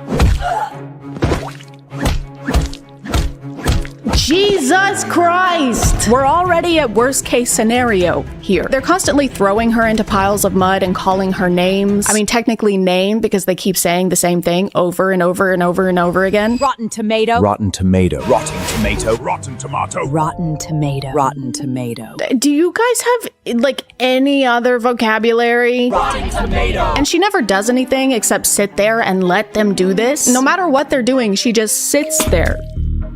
Ew. Like, girl, that's not what we meant when we said let them. Are your peers beating your ass? Let them. Are they locking you away in condemned buildings? Let them. Are they trying to melt the flesh from your bones using toxic acid? Let them. The most she ever does is smirk every now and then. My God, we keep having these close-ups where she's having a badass moment and she goes like this. Girl, stop smirking and do something about it. She just did it again. She belongs in the trash! I mean, I get it. I smirk all the time. While thinking about today's sponsor. This video is sponsored by Chime. As someone who grew up knowing less about money than I did about how to wear anything other than basketball shorts, I thought the most important thing to do with savings was leave them alone. But then I learned the best thing to do is put them somewhere they're gonna make you more money. Like Chime's high yield savings account that earns a 3.75% APY. With a 3.75 APY, which means annual percentage yield and measures how much interest your savings earn, you get in a little over a month what would take a full year with a regular savings account. So if you had $10,000, nice, with Chime's 3.75% APY, you'd make $375 a year instead of the $38-ish you'd make with a regular savings account. Nice. Plus, with the Chime app, you can set savings goals or set a percentage of every paycheck to go straight to savings. And with their roundup feature, you can save money automatically by having your purchases round up to the nearest dollar. So for example, if you bought this mini golf toilet set for $13.37, you just sent 63 cents to your savings account and you have a Christmas gift for your mother-in-law. So if you want to check them out and make the switch to Chime, just click the link in the description or scan the QR code on screen to go to chime.com/ChadChad. That's chime.com/ChadChad. Thank you to Chime for sponsoring, and let's get back to the video. Her main bully is this strawberry lady who I think is a princess and also the daughter of this blueberry lady and this blueberry guy, so her mom might have some explaining to do. Queen Blueberry announces that the Blackberry Tyrant will be arriving soon. They also call him the Supreme Leader. The Supreme Ruler, Xavier the Blackberry Tyrant, is gracing our estate tonight. And I don't think they ever call him that again, so I don't know what that meant. Also, Blackberry Tyrant is very close to being Blackberry Currant, so he sounds delicious. And she says everything needs to be perfect because apparently they're trying to set up their strawberry daughter with this guy. This is Chloe's moment to secure her throne. Except she already has a crown. Her whole family does. They live in a castle. So why does she need to marry this guy? So she can have 2 crowns? Girl, just go to a dentist. Also, trying to marry your daughter off to a guy called the Tyrant is crazy. They must hate her ass. The first 26 episodes of this show are literally just this tomato lady getting beat up. The princess is beating her up. Her fellow servants are beating her up. This blueberry guy is beating her up, who I thought was her dad, but now it looks like he might be her boyfriend or her personal servant / butler. I don't know who he's supposed to be. I don't think the AI does either, but everything is super graphic, like to the point that I'm gonna have to blur most of this out so that it doesn't get age restricted on YouTube, which is crazy because this is on TikTok where anyone, including kids, can watch it freely. I guess it's fine though because this isn't technically blood squirting graphically out of the lacerations on her back. It's actually ketchup. So this is fine. Guys, if this was like a real movie, if this was a live action movie in theaters, it would be rated R. This is what they are showing kids on TikTok. Just full on violence and gore. That's straight up gore of my comfort character. I also just want to note that I'm doing a lot to make this story palatable. There's so much weird side shit going on, like randomly the strawberry princess lady gets dry skin because she's faking her strawberry essence by using stolen royal juice. It's gone! 15 stolen juice! Gone! Okay. What the fuck does that mean?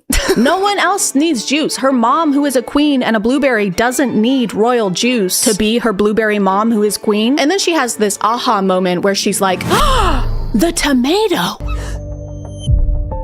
The rotten tomato. Her acid blood.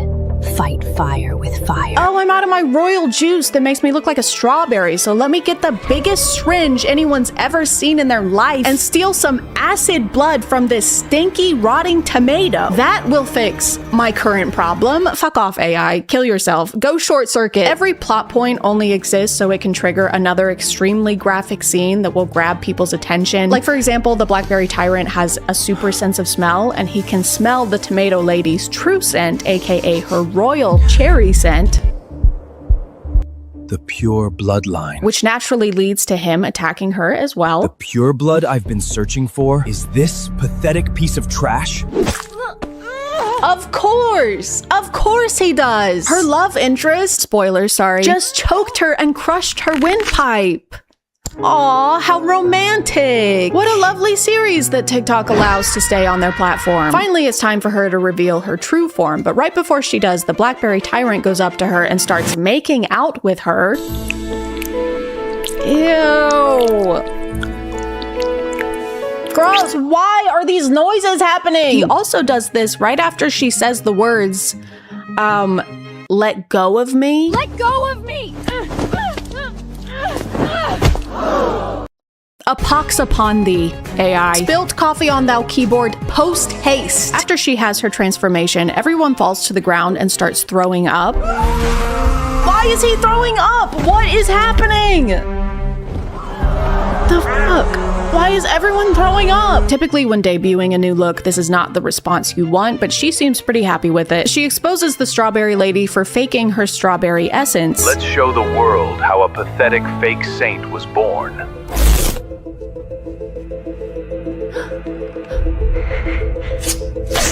No!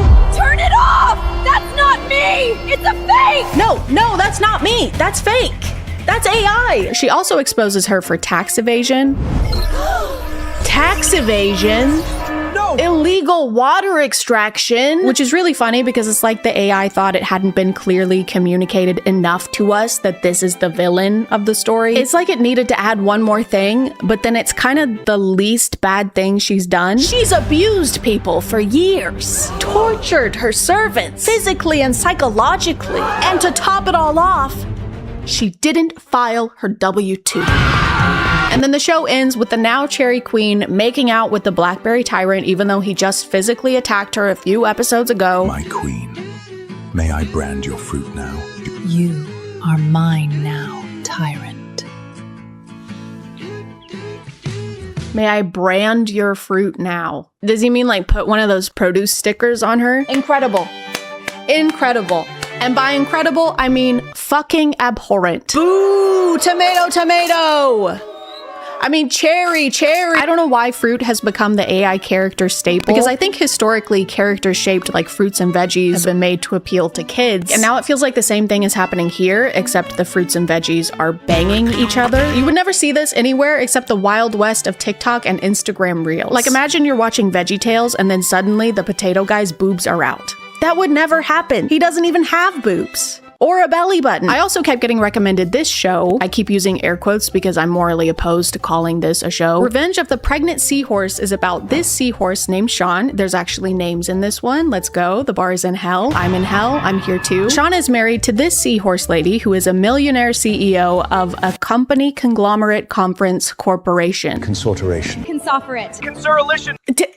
Consortiation. Fun fact, if you didn't know, male seahorses are actually the ones who get pregnant. They're the ones who give birth. So this story is a modern, fun, not really, take on that whole process, but they go a step further. What if men and women seahorses swapped the rest of their roles? What if men were the ones making lunch for their wives? Aww. And what if women were the ones getting their husbands pregnant and then cheating on them immediately with their best friend?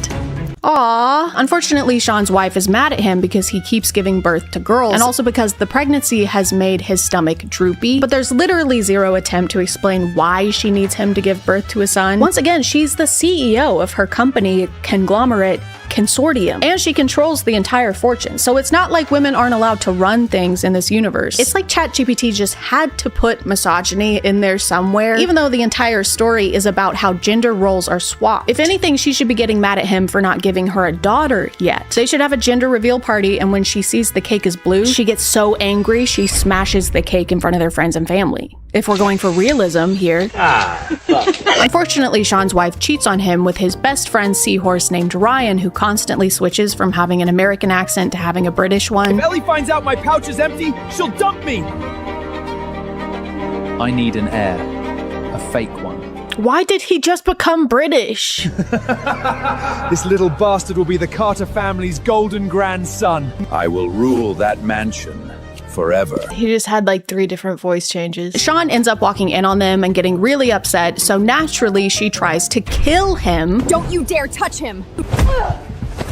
Get your filthy hands off me! What the fuck is that ring made out of?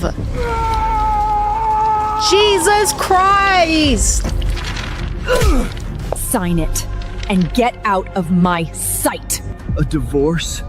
Actually, it's a Dion Cree. She just served him a Dion Cree. Girl, if you're gonna leave him for dead, is it really necessary to also serve him divorce papers? That's just salt in the wound at that point. Of which he has many. He's bleeding out. Okay, so they just fucking killed him. He's dead now. But Sean is rescued by the seahorse version of Master Splinter, who apparently went through this exact same situation before. We share the same scars.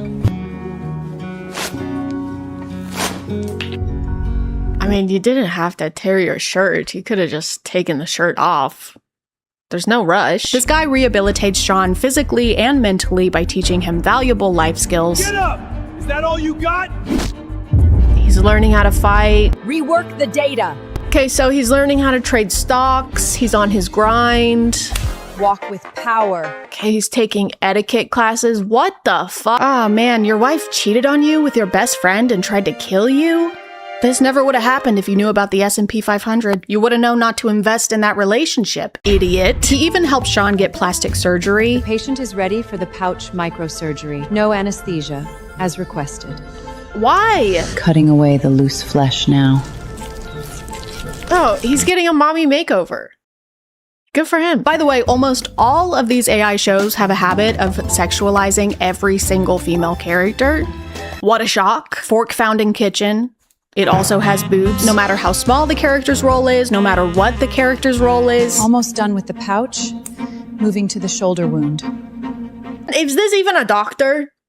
She's not wearing appropriate attire. And it's just another way these shows farm views and attention by making sure anytime a woman is on screen, she looks like this. Finally, Sean reemerges in society as the new and improved version of himself that looks exactly the same as he did before. His evil ex-wife doesn't recognize him though, even though he only got plastic surgery on his stomach. So I guess it's just because his aura is so strong now, it's throwing her off. Wait, that guy kind of looks like my ex-husband. So anyway, you gotta buy low, then sell high. Never mind. My ex-husband would never know that. Even though his ex-wife is currently married to his ex-best friend Sean, the British-American guy, she starts trying to woo Sean by sending him 6 sports cars and $10 million. Order the limited edition sports car immediately. And the diamond cufflinks, send them to his address. President Ellie has sent 3 more sports cars. Just throw the keys in the drawer. She also sent a yacht ownership certificate. The fish is biting hard. What is this? A $10 million transfer to this Leon? She sent him $10 million? I mean... Count me in, governor! Give me your golden eggs, innit? Eventually, she attacks and divorces Ryan, too, because she has a new man, or thinks she does. You are cheating on me with that giggle-on! How could you do this?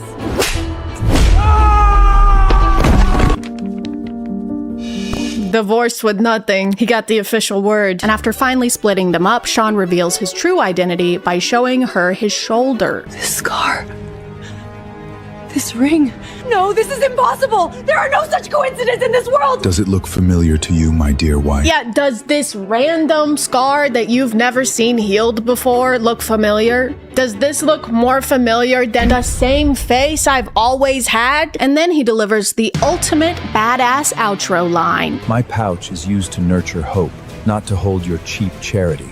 You never deserve my warmth. Whoa, that was so sick. I need to see him!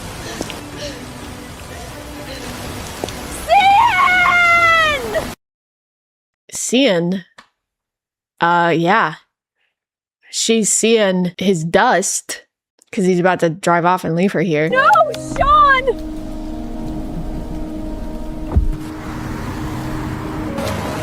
Wow. Doesn't she know that his pouch only nurtures hope and warmth? Cringe. This show is unfortunately one of the many examples of AI using pregnancy for weird, usually fetishy clips. Look, there's another like pregnant tomato over here. This is exactly like Elsagate. We're just cycling through the same shit in different mediums. What are we doing? I've seen pregnant fruit, pregnant seahorse, pregnant pink diamond, pregnant Egyptian god. It's the same algorithm exploits we've seen in the past being carried out by colorful, innocuous characters that we usually associate with entertainment made for kids. Not to mention the straight up sexual content in these videos. I'm going to go slow. Tell me if just do it. He's beautiful. Inside. Did that hurt? No. Again. Press another one, please. More. Nana, more. Put yourself inside me. I can feel every inch of you. He's inside me. Completely. I'm taking you to the hospital now. Just hang on. Luke, kiss me. Max, get your foot down. I can't see. Damon. It's not even subtle at this point. It's just corn.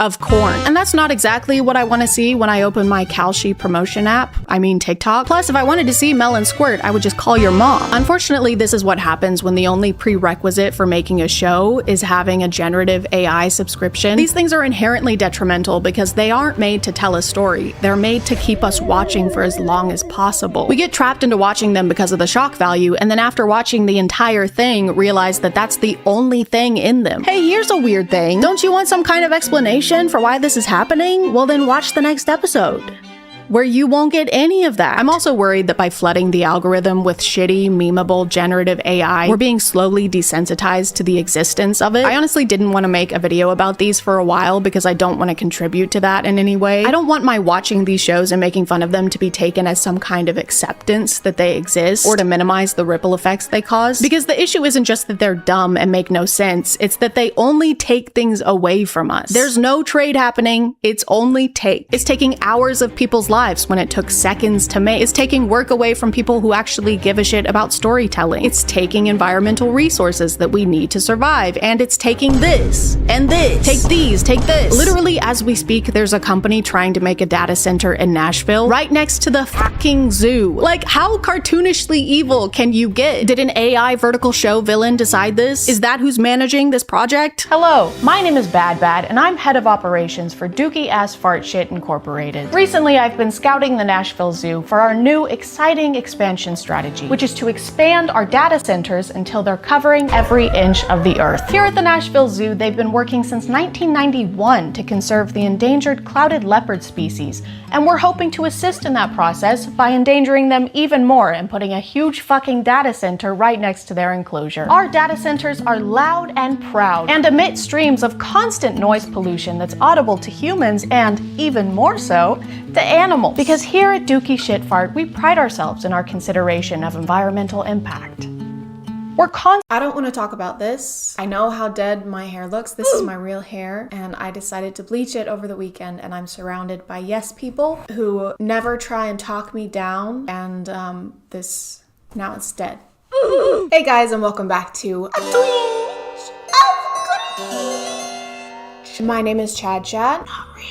You may notice there's more of a distance between us than usual. That's because this is the new camera, the one with 4K, and for my mental well-being, I need to be as far away from you as possible. I usually do my videos on one or more content creators that are pretty well known and are doing something particularly noteworthy. But today we're gonna be looking at more of a TikTok category. I don't have children, I have younger siblings, and my older sister has 8 kids with one on the way. So she's had more than enough for both of us. I do not need to procreate. But needless to say, I have babysat plenty of times and been around parents long enough to understand what kind of content is usually deemed appropriate for them to watch. Now, you do have to be 13 to make a TikTok account, but as someone who just turned 98 as of my last Facebook birthday, I think we both know that that doesn't really matter. I liked how we did last week's video where I took y'all along with me as I went through people's videos as opposed to doing all my research and then writing my notes. So we're gonna do that again this week and hop into the rabbit hole together. I don't even know it. You know it. To the stage. Throw it. Throwing that ass for days. Really going up, down. I ain't got no problem spending all my money. I don't know the words. This is the first video I pulled up to watch on their account.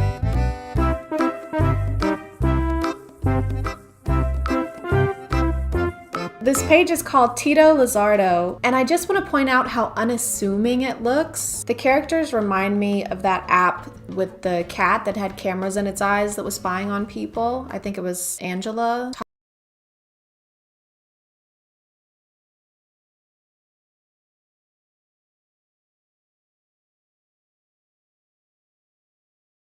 Cute, colorful, animated characters, and their original song is linked in their bio, which is on YouTube Kids. And the chapters, or whatever you call these new series things on TikTok, are titled stuff like having fun and friendship, which ironically is exactly what people say to me when I ask if we're a thing or not. All that to say, at first glance, this account is obviously for kids. So then what the f is this? Throw it, throwing that ass. I can't even tell what this character is. Like, this one is obviously a cat, and this one looks like a dinosaur with veneers and an inflated latex glove for hair.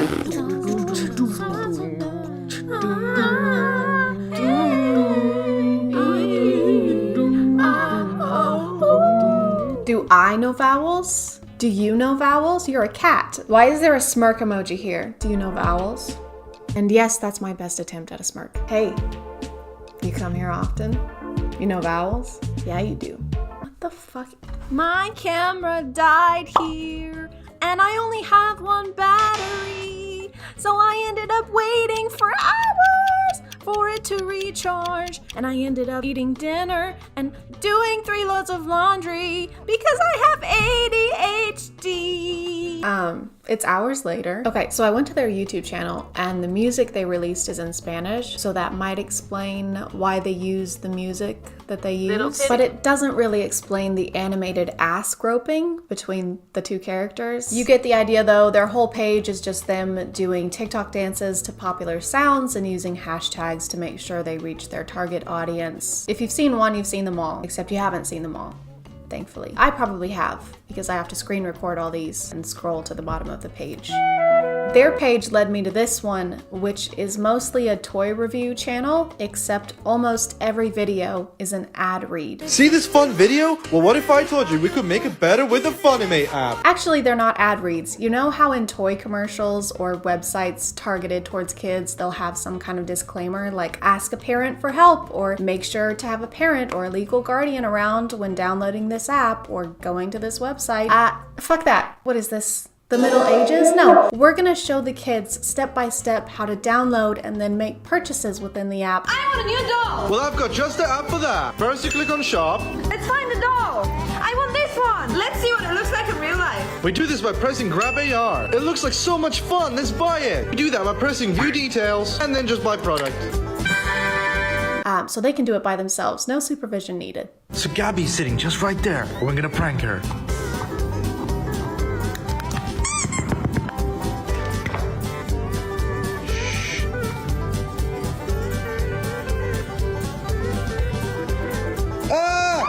Oh my god, are those string lights? You couldn't like throw them at her. You have to incorporate them in a way that makes them scary because they're not exactly menacing on their own. Like, who's gonna react to LED lights just laying on the floor like this? So it's a 2-bed, 2-bath.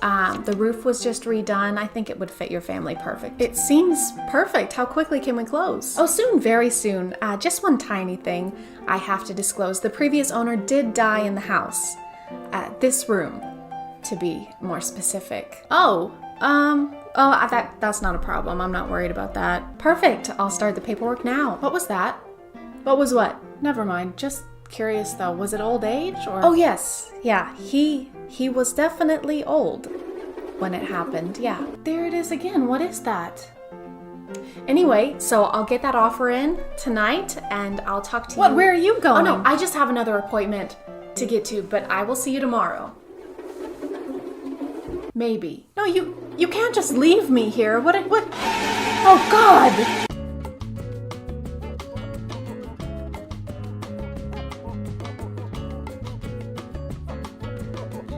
It's time to prank my girlfriend with the legendary poo prank with not one, but 2 poos. So, all we need for this is 2 of these disgusting poos, some barbecue sauce, and let's not forget about the toilet. We'll start by placing the first poo on the toilet because we didn't make it. Then the second poo is gonna go open this door. To make it extra realistic, we have to put barbecue sauce everywhere. Yeah, it was really important to put the barbecue sauce on there. They didn't look gross enough on their own. Oh my God, he smudges it everywhere. What is it with TikTokers and putting disgusting shit on toilets?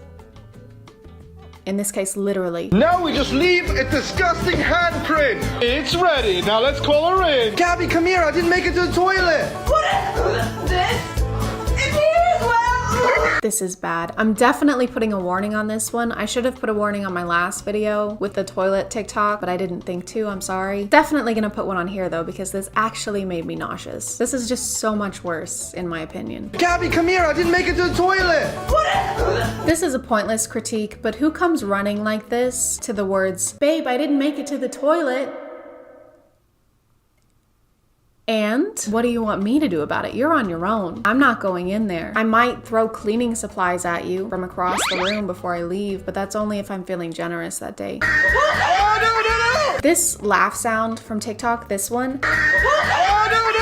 triggers my fight or flight response. Every time I hear it, my entire body winces in emotional pain. You can always tell how unfunny a TikTok is gonna be when you hear this sound. So my girlfriend's been really sad lately, and I wanted to do something extraordinary for her, and it's right behind this door.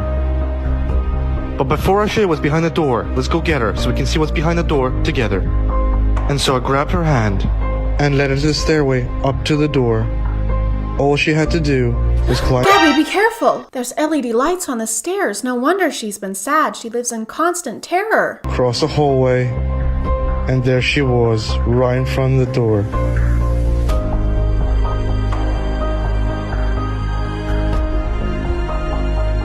I love the camera angle changes. It doesn't break my immersion at all. Okay, Gabby, open this door. There's a surprise for you behind this door, okay? Okay, wait, let me open the door so that I can get a shot of your first real reaction. Sure, yeah. Okay.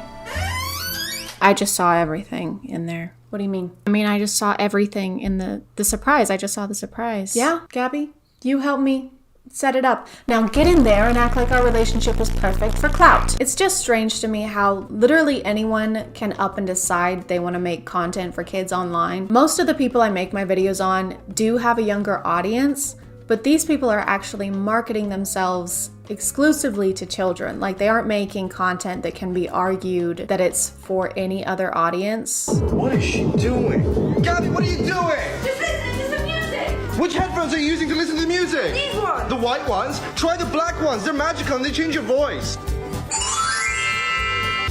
Here.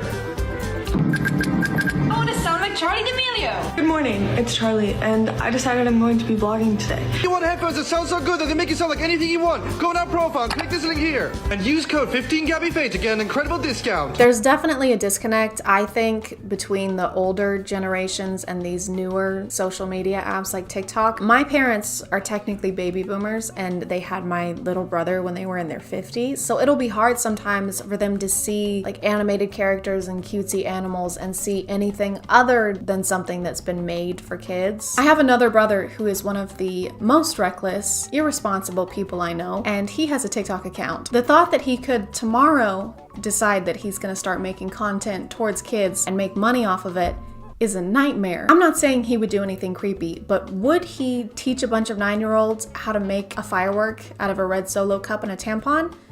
Yeah. Yes, he would. Should he be able to do that?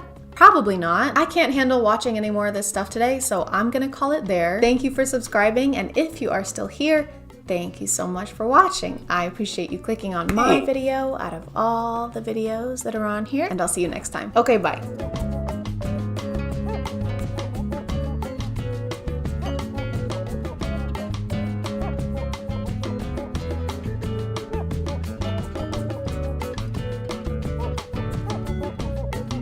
Hey guys, and welcome back to My name is ChadChad.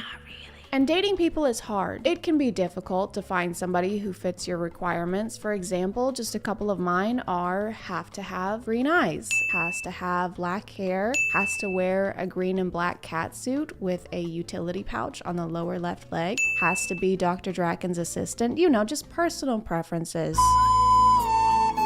But some people can take it a little too far and their preferences become a little nitpicky and sometimes hypocritical. Something that has the ability to feed people's tendencies to do that is quite often dating apps or dating websites, just because it becomes so easy to write people off just based off of one quick glance at their profile. And we don't want that to happen to us. So in order to use dating apps more effectively, we will be watching this video today that'll just help us understand what to avoid when creating our dating profiles and what guys really don't like to see on there. And assuming this video helps, which I'm sure it will, and you land a couple IRL dates that you need to prepare for, you're in luck, because this video is sponsored by Adam and Eve. This year is actually a monumental birthday for Adam and Eve. They are celebrating 50 years of satisfaction, guaranteed. And you can help them celebrate by using code CHAD and getting 50% off of one item of your choosing. They have a huge selection. There's stuff for yourself, there's stuff for couples, or stuff for more than 2 people. Why limit yourselves? They have free shipping to the US and Canada, some exclusions apply, and 24/7 customer service. Just click the link in my description and use code CHAD to claim your 50% off of one item. Thank you to Adam and Eve for sponsoring today, and let's get back to the video. I found this video on Reddit, so I'm not sure what this guy's name is. The channel is mostly car videos, but the name says Dante, so I'm gonna go with that. Dante and I have some things in common, actually. Well, really only one thing, and it's the reasoning behind why he made this video and why I'm making this video on his video. It makes no sense. It makes no sense. Maybe I can point out the flaws with some of these things. Maybe I can point out the flaws with some of these things. Maybe the women will see this. Maybe the Dante will see this. And they'll realize, man, I'm doing something wrong here. And realize, man, I'm doing something wrong here. If I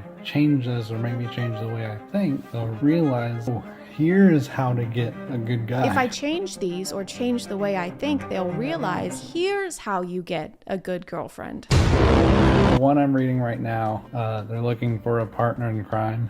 It made me think a lot of women are attracted to like bad boys, like people who break the law. People who break the law? I don't necessarily think that this woman's profile was implying that she wants to date a literal criminal. She probably just meant that she's looking for someone who will go to Target with her at 10:30 p.m. on a Tuesday to buy face masks, and not that she is actively seeking out a bank robber. So what do you do for a living? Oh, tax evasion. Oh my god, no way. Yeah, and I also dabble in some vandalism on the side. That is so f***ing hot.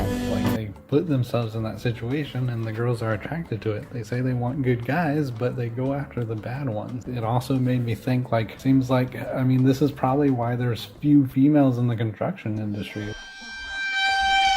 There were so many red flags in just those 2 sentences. First of all, females.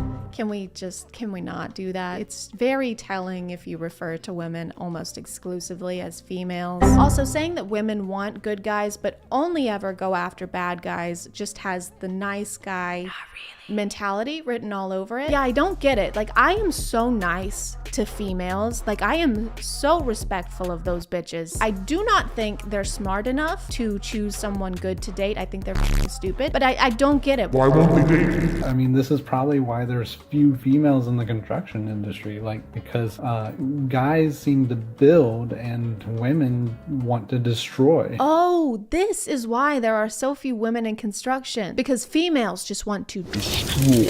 Has nothing to do with the fact that it's a male-dominated field within which women are often made uncomfortable and treated horribly compared to their male co-workers. Nay. It's because women want to destroy things. Hey boss, great news. We just wrapped up construction on the new Burger King. Oh, that's great, Jeremy, and we're ahead of schedule. Rebecca, what are you doing? Stupid female brain, not know how to build, only know to destroy. Rebecca, please stop, Rebecca. Rebecca, we can't keep rebuilding Burger Kings.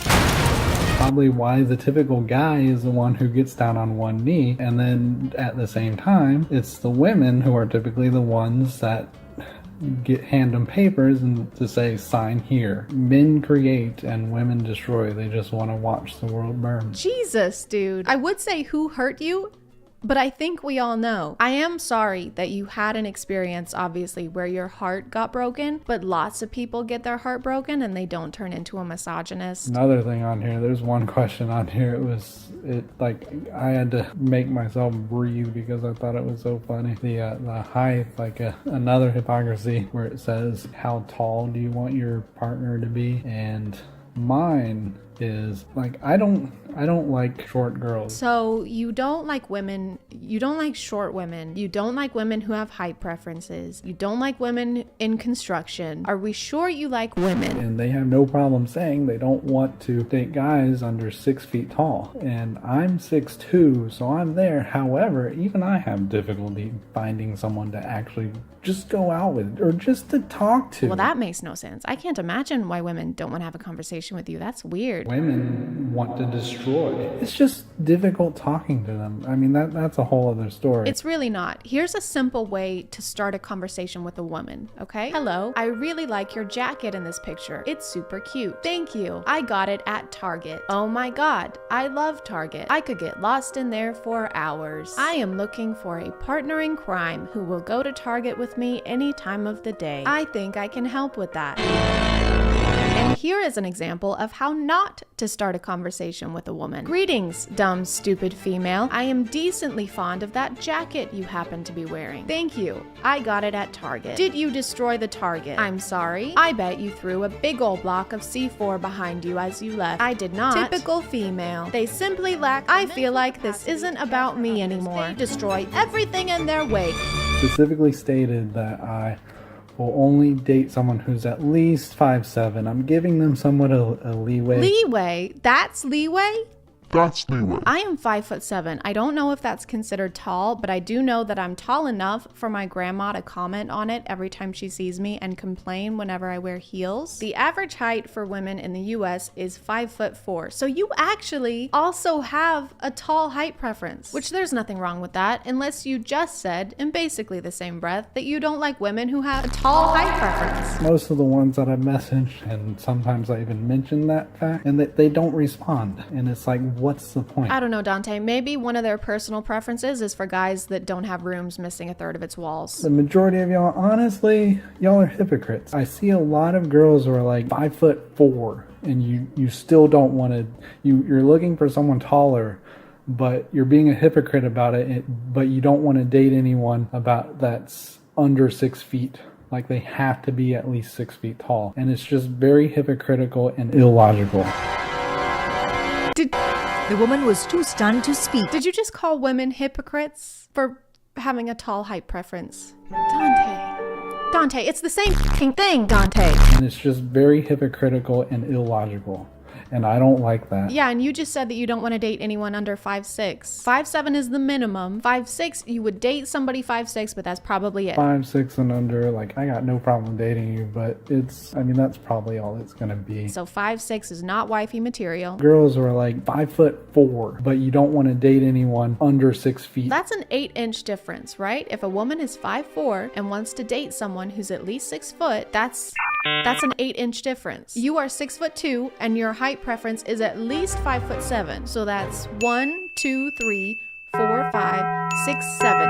7-inch difference in height. So you basically have the same exact height preference that you just gave as an example. And it's just very hypocritical and illogical. The only difference is you are the tall one. It's the same thing, Dante. It's the same fucking thing. I would much rather be with someone who's like half decent but intelligent and thinks for themselves. Well, that doesn't exactly seem accurate. I just want a woman who can think for herself, as long as she agrees with everything I say and thinks exactly like me. I do not like hypocrites. That's my favorite word to use. I love pointing out hypocrites. Hey, me too. More like the silent majority, the ones who don't speak up for themselves, the ones who have trouble with that. So that's kind of like why I'm starting these videos. Oh yes, thank you so much for speaking up on behalf of 6'2" men who don't want to date women that are shorter than 5'7", who think women are assholes, who don't know how to think for themselves and want to destroy the world. Those kinds of people really have trouble making their voices heard. I don't like that. Okay, so that's the end of this video. It is now time to take what we've learned and use it to create the ultimate dating profile to maximize our chances of finding the perfect man. Hello, my name is ChadChad, but not really. And I am seeking a partner who is any height. I have absolutely no preference whatsoever.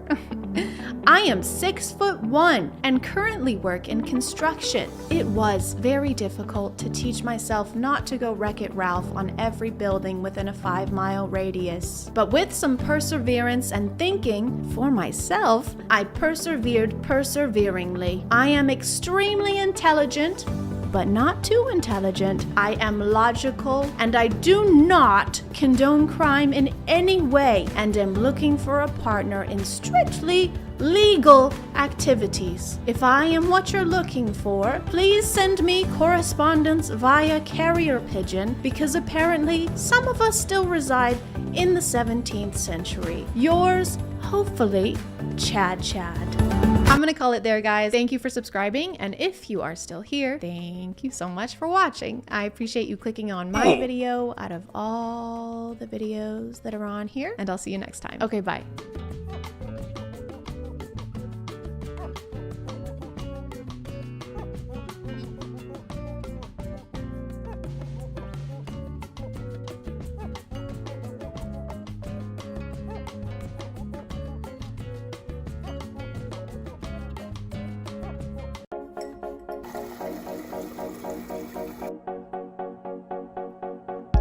POV, you're drinking water.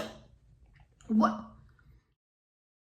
Why are you here? POV, you're drinking water, then you get upset. I'm not getting upset, okay? There's no reason for you to be here. There's no reason for this to be a POV. I'm getting... POV, you're drinking water and then get upset that you're in a POV drinking water. This is not an interesting POV, okay? The entire point of POVs is to have something entertaining happen.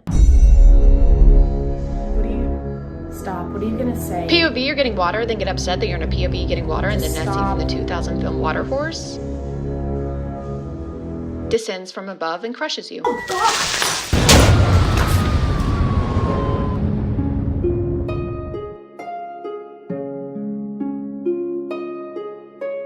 Hey guys, and welcome back to A Twitch. My name is ChadChad. Not really. And today we're going to be looking at another POV TikToker. I think if I had to say what my least favorite genre of TikTok is, it would be this one. Not POVs in general, because I think most of them are pretty creative, but the ones like this. This is just a word made up by someone who's afraid to get too close. Ooh, oh, so close. Ooh. Where there's absolutely no plot, no original idea, just regular, everyday interactions replicated by a man with the confidence of Ben Shapiro after buying this wood, this board, this magnificent piece of poplar. This is Dylan Zippay, and he somehow found his way onto my FYP, probably after watching hours worth of Repnick TV's TikToks, and it hasn't... Don't even know why I have a phone, right? Nobody hits me up and I'm stuck. Never had someone I could call my own, right? It just hasn't really recovered from that yet. First, I need to address the controversy he's been in.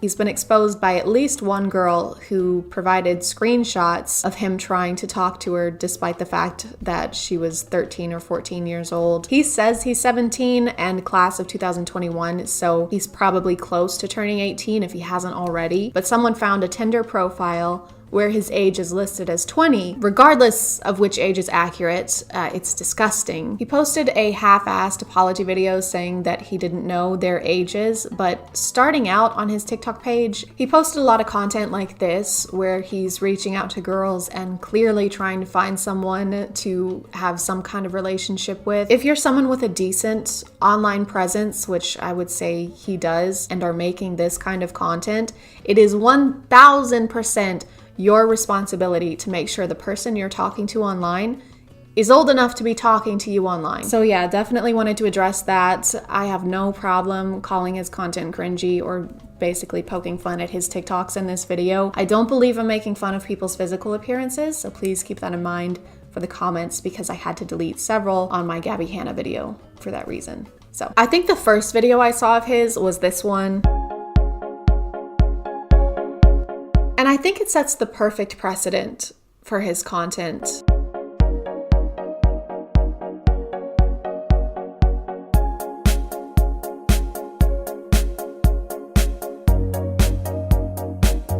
We've got the holy trinity of fuckboy TikTokers all in one video. Relationship POVs, LED lights, and gaslighting women.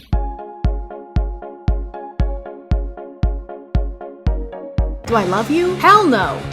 Why are you offended? I was just kidding. It was obviously a hilarious joke. God, why don't women have a sense of humor? Oh, Nana.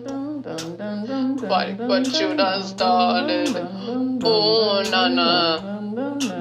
Why you gotta act so naughty? Oh, Nana.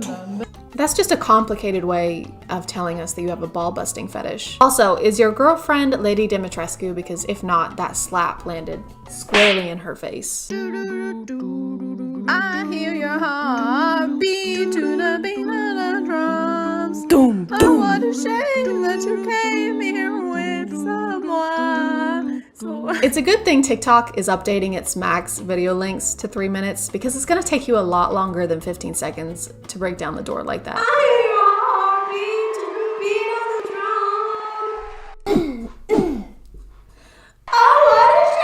We're back again for part 2, and today we're gonna be asking girls if you want to kiss or slap me. Slap? Alright. Yeah. Okay. Go ahead. Oh! Alright, look how you can slap, right? Oh my god! I love the women that go all out on the slaps in these videos. Kiss or slap me? Slap. Okay. Don't do it that hard, please. Okay. I'll slap him hard. Alright, that was worth it. Okay.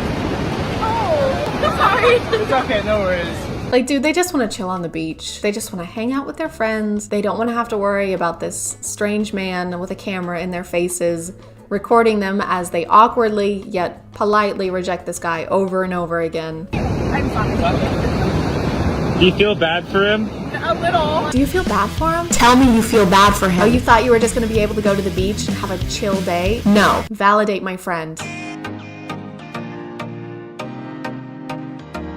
Ooh, we love a collab.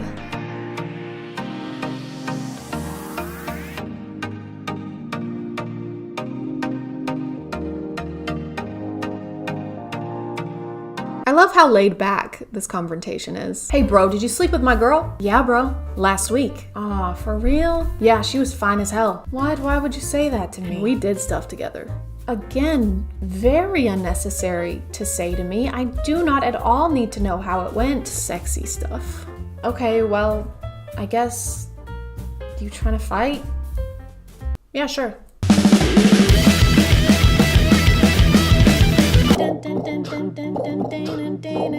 Oh, wanna hold them like they do in Texas, please. Hold them, lay them, POV, you're dating a total asshole. Toxic relationship check. Oh, wanna hold them like they do in Texas, please. I don't understand what the point of this is. I'm sorry if it's annoying when I try and break down confusing ass TikToks, but I just want to understand what his thought process was, if there even was one. So is he supposed to be a dick in this POV, or does he think that this is an acceptable way to treat your partner? Either way, it's bad. I don't like it.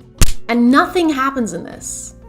Why is this a TikTok? He's reacting as if he has some kind of aversion to games. Hey babe, I'm bored. Do you want to play some games? Jesus Christ, no!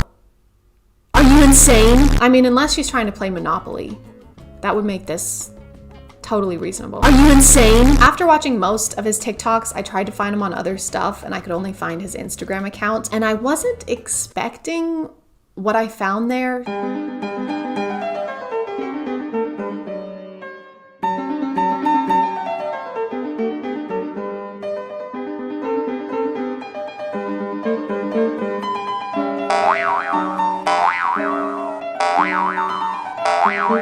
He posts a lot of trampoline videos, like videos where he's flipping on a trampoline with hype music in the background.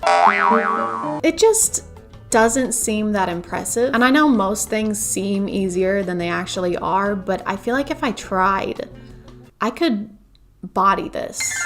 Okay guys, so I'm just walking around this random neighborhood because I don't know anyone who has a trampoline. In order to learn how to do the flips, I've got to find someone. Oh. Hold on. Excuse me, sir. Sir, wait. Sir, is that your trampoline? Who are you? Can you do flips? Yes. On the trampoline? Yes. You can? Yes. Cool. Okay, listen. Look, I will pay you if you show me how to do a flip on the trampoline. Holding my wound. Give me your other hand. Oh, okay. What's your name, by the way? John. John? It's nice to meet you, Jerry. Other hand. Right. And that's not my name. What was it? John. Okay, it's nice to meet you, Garrett.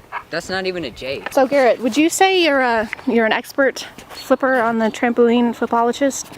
No, not at all. Look, I need them to think that you are actually good at this. Do you want me to lie? Yeah, that would be great. Thank you. But my parents always told me never to lie, and why would I start now? Because I am paying you, Garrett. This is clean. What are some of the... Oh, God. Oh. Okay. Easy. That looks super easy. I can do that. No problem. Ugh. It's disgusting. You live like this? I don't understand what I'm doing wrong, Gerald. I'm doing everything correctly. Ugh.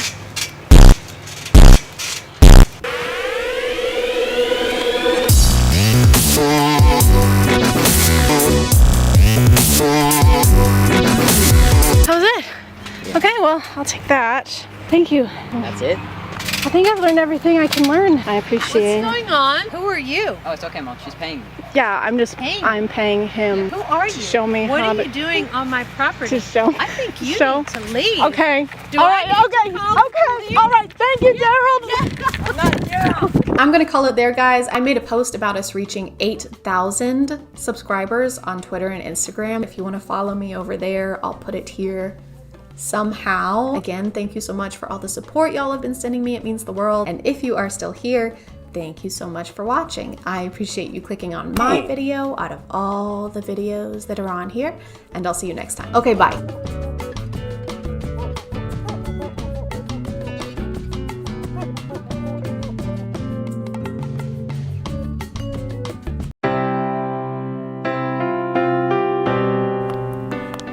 Hey, 115. This is our room. Looks like there's only one bed. Oh, there's another bed right there, actually. It's okay, I'll take the floor. I mean, if you want, but like I said, there's one right there. You know, when your mother hired me to be your bodyguard, actually you're supposed to be more like a travel companion who sometimes does errands for me, like picking up my dry cleaning, which you didn't do today. I couldn't stand you. Ouch, okay? But now I can't stop thinking about you. Kinda wish you'd channel some of that thinking into my dry cleaning. I guess I'm wondering if there's any chance you feel the same way. If I say yes, will you go pick up my dry cleaning? Yes. Okay, then yes. Yes. Hey guys, and welcome back to My name is ChadChad.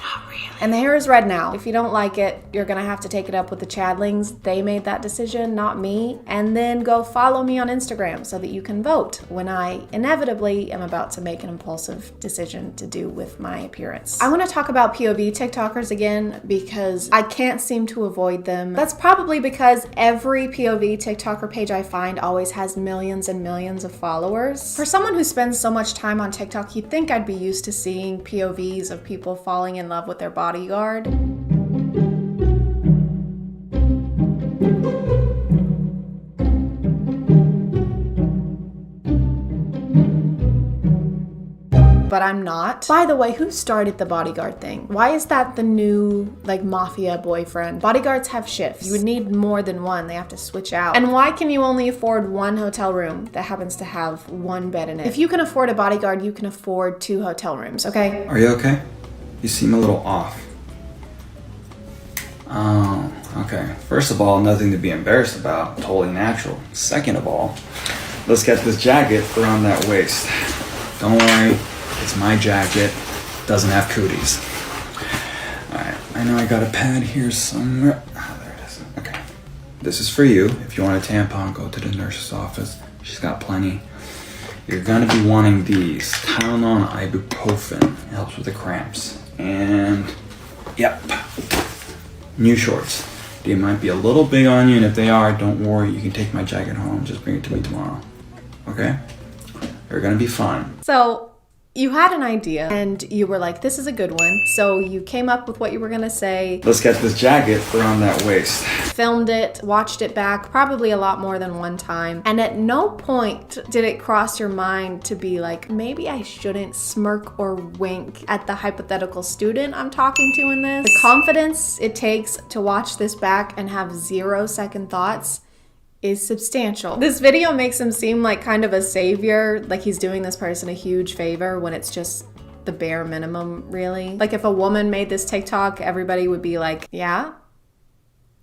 And? Yeah, I'm okay with touching an unused pad or tampon, and I'm not totally repulsed by periods. I'm just not like other guys. Let's get this jacket around that waist. Don't worry, it's my jacket. Doesn't have cooties. And the jacket comment, where did that come from? Here, use my jacket to cover the stain. Great, thank you. Don't worry, it doesn't have cooties or anything. No weird germs. It's perfectly clean. Well, I wasn't thinking that.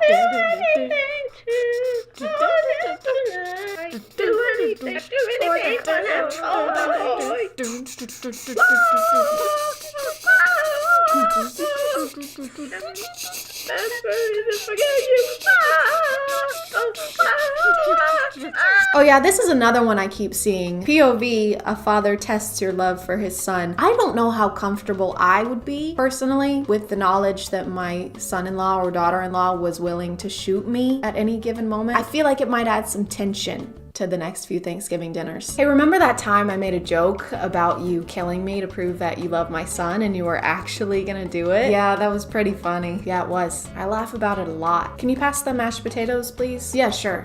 If you prove you love them. What? Prove you love the mashed potatoes. Are you serious? Right now, what is your obsession with this? Take this knife and kill those mashed potatoes. Why is that the deciding factor though? Like, where is that gonna be helpful at all? Why can't it be something more tame? Like, how many hours would you listen to my son talk about seasonal content on Destiny 2 before you lose your goddamn mind? This is the Up soundtrack, so it's really sad. Imagine it in your head because of copyright, okay? When I saw this, I was confused because I thought the car hit her and that's why she was screaming. All right, did you get your pillow? Yes, Dad. What about your sleeping bag? Dad, I've got it. I'm gonna be fine. I know, I'm sorry. It's just my baby's first camping trip without me. Where does the time go? Dad, don't get all mushy. You're right. I'm sorry. Bye, honey. Have fun. Bye, Dad. Oh, stay out of... I got hit by a car. Sorry, I didn't see you. Please don't sue me. What? Are you gonna call an ambulance? Oh my God. Hey, oops. Sorry, did not mean to interrupt. Hello, young lady. Nice to have a pretty thing like you around here. Anyways, wanted to tell you that I'm gonna take your mom out. We're gonna get dinner for like 4 hours, so you know, do your little thing. Left money on the table, order whatever you want. Welcome again. All right, you guys have your fun. Okay.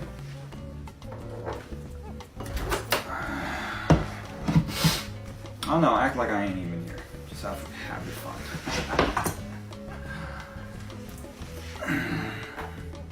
Hey Siri, what year is it? 2021. Thank you. Just needed confirmation. JK, it's 1934. White women have been allowed to vote for just over 10 years. Black women and other women of color will have to fight for another 31 to vote. Since a woman's only function in society is to marry and have children, losing her virginity before marriage is comparable to losing her worth as a human being, and therefore must be protected by her father. This gross tradition will be carried on by future generations and evolve into a cutesy trend where men joke about not letting their daughters have sex or be alone with a male partner. Men will probably still do whatever they want though. By the way, You're running low on laundry detergent. Hey Siri. Yes, Chad? Order more laundry detergent, please. I'm sorry, Chad. I need a man's permission to make any purchase over $5. Of course, because it's 1934. 1934, right? Yes, correct, you dumbass.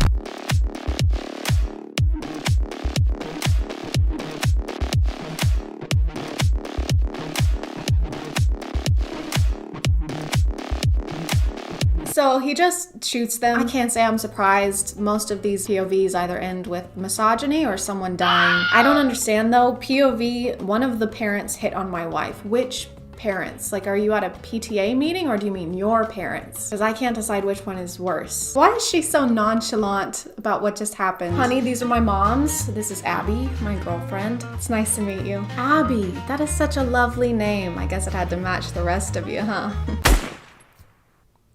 Did you just shoot your mother?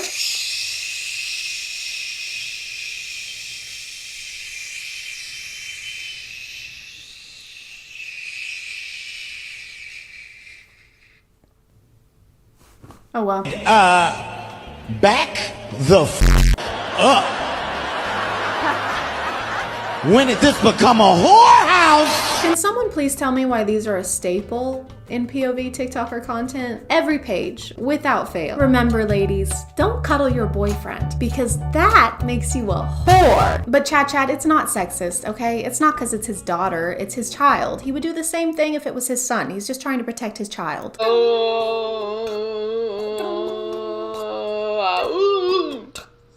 Take the rubber off. Meat to meat.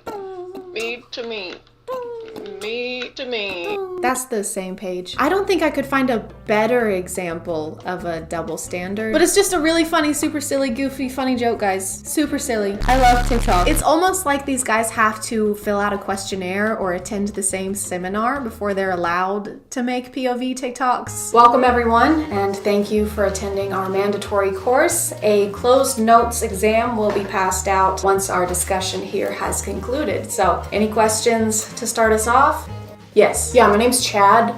When you say closed notes, does that mean that I can't look at the answers of this guy sitting next to me? No, that's cheating and has never been allowed. Yes, you. Yeah, can I, instead of taking the exam, can I make a POV of me taking the exam? Will you be smirking and winking in a way that would make no sense in that scenario? Yeah, then yes. First discussion point. You have a son who has multiple STDs and a new girlfriend every week because of his emotional immaturity and inability to recognize that he's the only common denominator in his failed relationships, which he always recounts with, I don't know, man, she was just crazy. How do you react? Nice. He's such a good kid. I'm so proud of my son. He's incredible. I look up to him. New girl every week. My, how he's grown. Interesting. All right. Next discussion point. Your daughter is in a healthy, long-term relationship, and you walk in on her and her boyfriend cuddling on the couch. God, no. What? No. God, no. What? Please. Did you say? How could she do this to me? My daughter is a fucking slut. All right, I've had enough of these.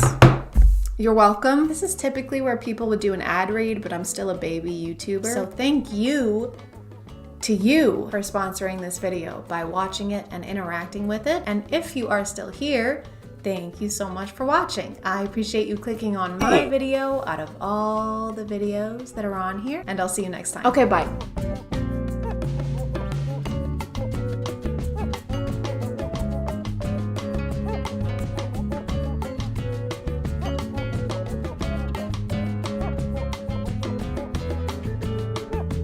Hey guys, and welcome back to A Twin Show.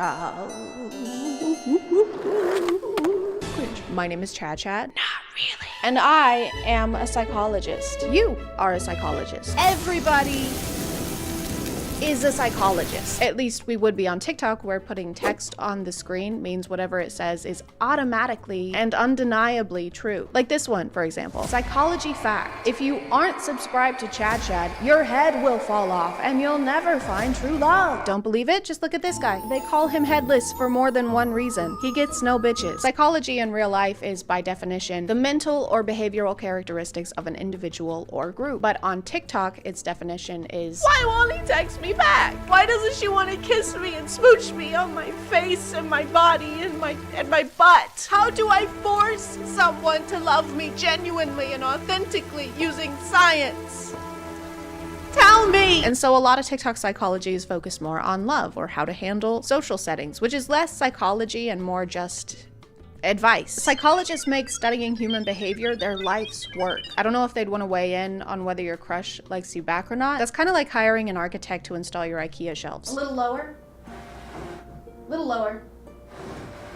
Just a little bit lower. I helped design the Empire State Building. I can't get any lower than this. If someone looks at you while they are laughing, they are attracted to you. If someone laughs at your joke, they totally want you. Doesn't matter who you are, where you are, it's going down. And then she said, no, that's a barracuda. Ew, dude. I'm sorry. Don't look at me when you do that. It was a funny joke. I couldn't help it. We're cousins. Oh my God, you're right. I feel sick. Are we going to jail?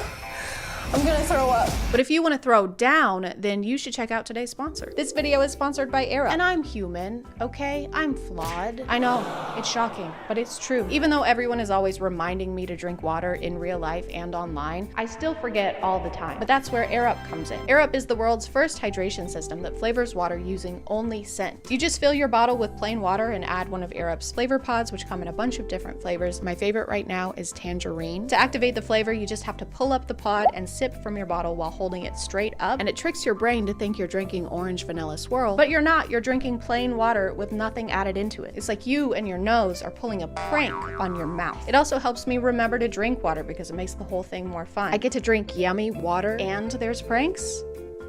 The fun never ends. The bottles are also really cool and customizable. You can mix and match the colors on them until you have one that fits your style perfectly. If you want to check them out, you can click the link in the description and use my code NOTREALLY for 20% off of your order. Thanks to Air Up for sponsoring today, and let's get back to the video. Psychology facts. Your school years are either the best or worst years of your life. This is really good because I was just wondering, are my school years going to be the best years of my life or the worst years of my life? And then I read this and it didn't answer either of those questions. Whoever wrote this fact is the last person you want in charge of a weather report. Over here we have a 50-50% chance of rain, which means it either will rain or it won't. We also have a 50-50 chance of a level 5 hurricane, which either means you and your family should take cover or go sit under some really, really tall trees. When someone starts thinking about you sexually, you may feel their presence even if you are miles away. So you become like a horny telepath. Yeah, I've basically got like a built-in Cerebro, but instead of detecting mutants, it detects big old boners. They call me Cyclops because of all the one-eyed monsters I find. There's a lot of comments agreeing with this and saying that they've also experienced it. I have felt this many times about the same person. Truth, and my ears are constantly ringing. I think you guys might have a medical condition. You don't have a psychic link, you have tinnitus. Man, Casey sure does have a fat ass. That is one massive dumper. She's got a colossal wagon, a tumultuous fart bucket. That's a prodigious derriere right there.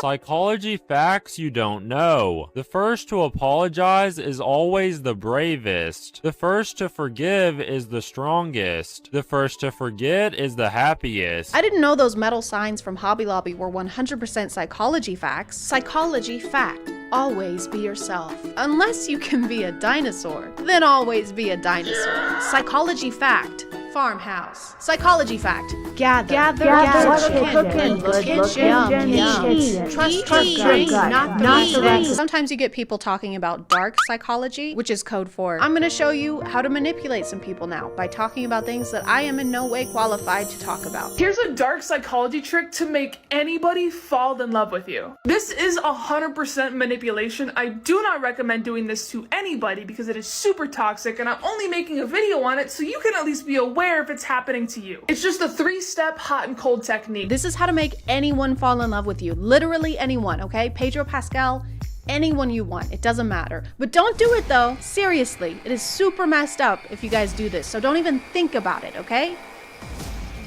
So step 1. Emotionally and physically, you have to pull away from them because this is going to make them feel insecure, like shit, and most importantly, the need to chase and get that validation back from you that they just got addicted to. And then you just have to turn that on button back on again and start validating them. This is going to make them fall in love with you, but in a very unhealthy attachment style. It's kind of messed up to use second person pronouns after that disclaimer at the beginning. I do not recommend doing this to anybody. The way this is phrased is literally like a step-by-step. And it even says good luck at the end. Luck? Why do we need luck if we aren't supposed to do this? Okay, so here's how to restock the warehouse. Okay, but this is a bad way. This is a bad way. Don't do it this way. Got it. Okay. Take all the inventory, put it on the shelves. On the shelves. Take it back down. Take back down. Piss on it. Piss on it. Throw it all away. Got it. And then what's the correct way? What's the correct way? Wait, where are you going? Good luck. No, wait. Psychology hack to make her like you instantly. When you're interacting with a female, you have to use sarcasm. This shows that you're playful and it displays intelligence and humor, a trait that females love.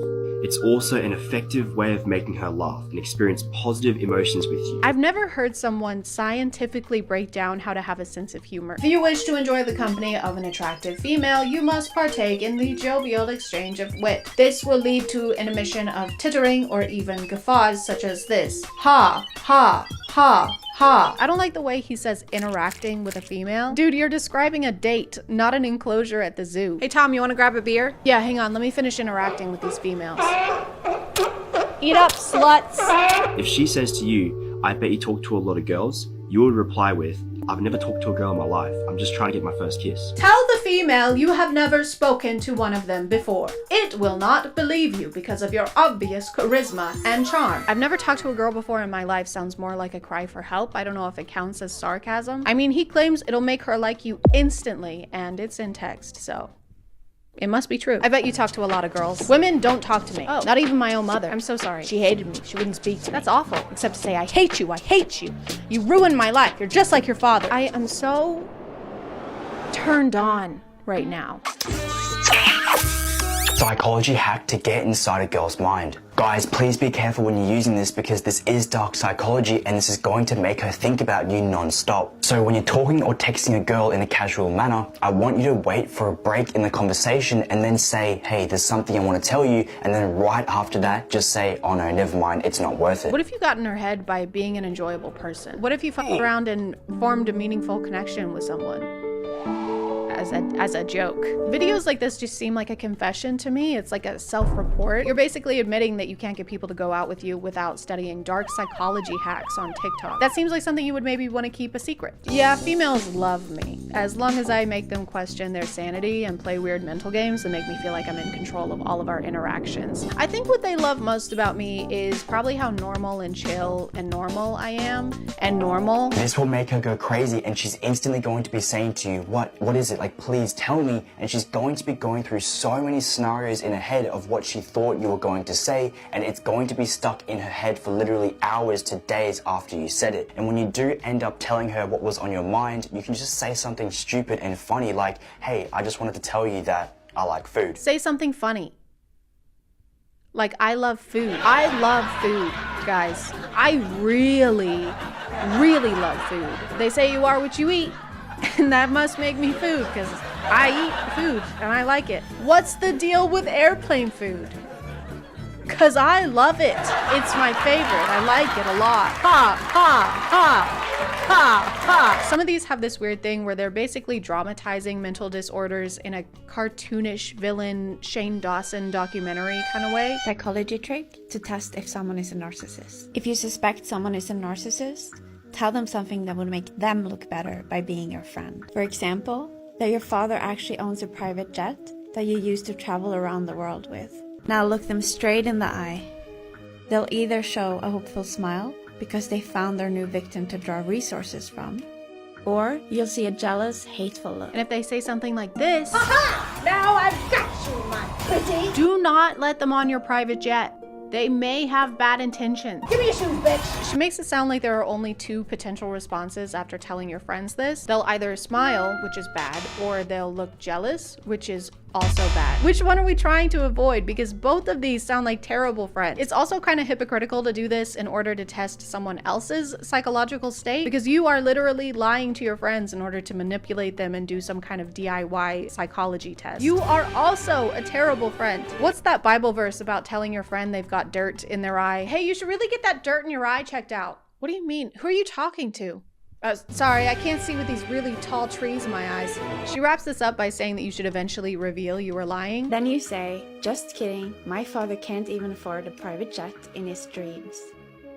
Their next facial expression will tell you everything. And then she doesn't tell us what facial expression will tell us everything, or what it will tell us, or what we're looking for. Sometimes it's like they aren't even trying to make it seem like they know what they're talking about. The most important part of roofing is, and I can't stress this enough, the most important part, and no one can argue this, absolutely no one. Someone could literally die if you don't do this part that I'm about to tell you. Hey, you can't be up here. Put that down. Are you stupid? No, I'm licensed. Yeah, right. Are you calling me a liar? Well, I ain't calling you a roofer. She also has another hack to tell us if our friends have bad intentions. Share a fake problem with them. For example, that you're about to invest $1,000 into something. Say that you don't have a lot of money, but you really believe in this investment. Now pay close attention to what advice they give you. They give you an advice where they end up getting a cut of the money. That's a huge red flag. She even tells us to pay close attention. Now pay close attention. Which is my favorite part, because it implies that if we aren't focusing really hard, we'll miss that someone is trying to steal from us, which is ridiculous, okay? I would know if someone was trying to steal from me. Easy, I'll show you. Protecting your home against theft is very simple. There are a few precautions you can take. Today, me and my friend will be demonstrating how to make your home thief-proof. So first, you're gonna wanna— Hey, I'll be right back. Okay.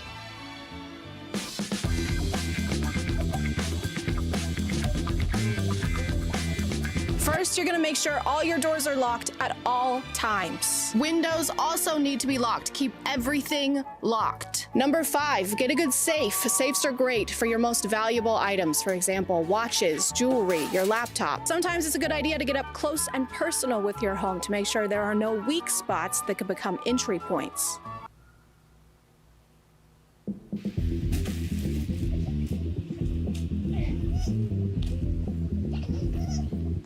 Number 35, keep up with your things. If you can't see it, you can't protect it. Never let important things out of your sight. Hey, Chad, can I borrow your keys? Oh yeah, sure.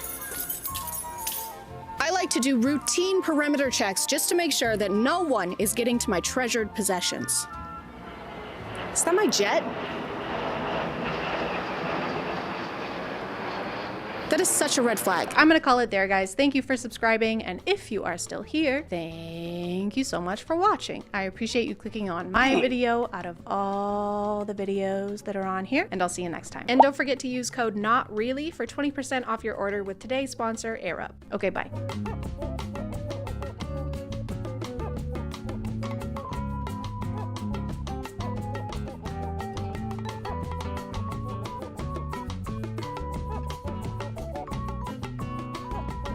Hey guys, and welcome back to My name is ChadChad. Not really. And today we're going to talk about women. What are they? How are they? Why are they? No one knows. They're a true mystery. At least that's what the people featured on r/nothowgirlswork seem to think. Sometimes I'll find a comment under one of my videos that says something completely unhinged, like this one.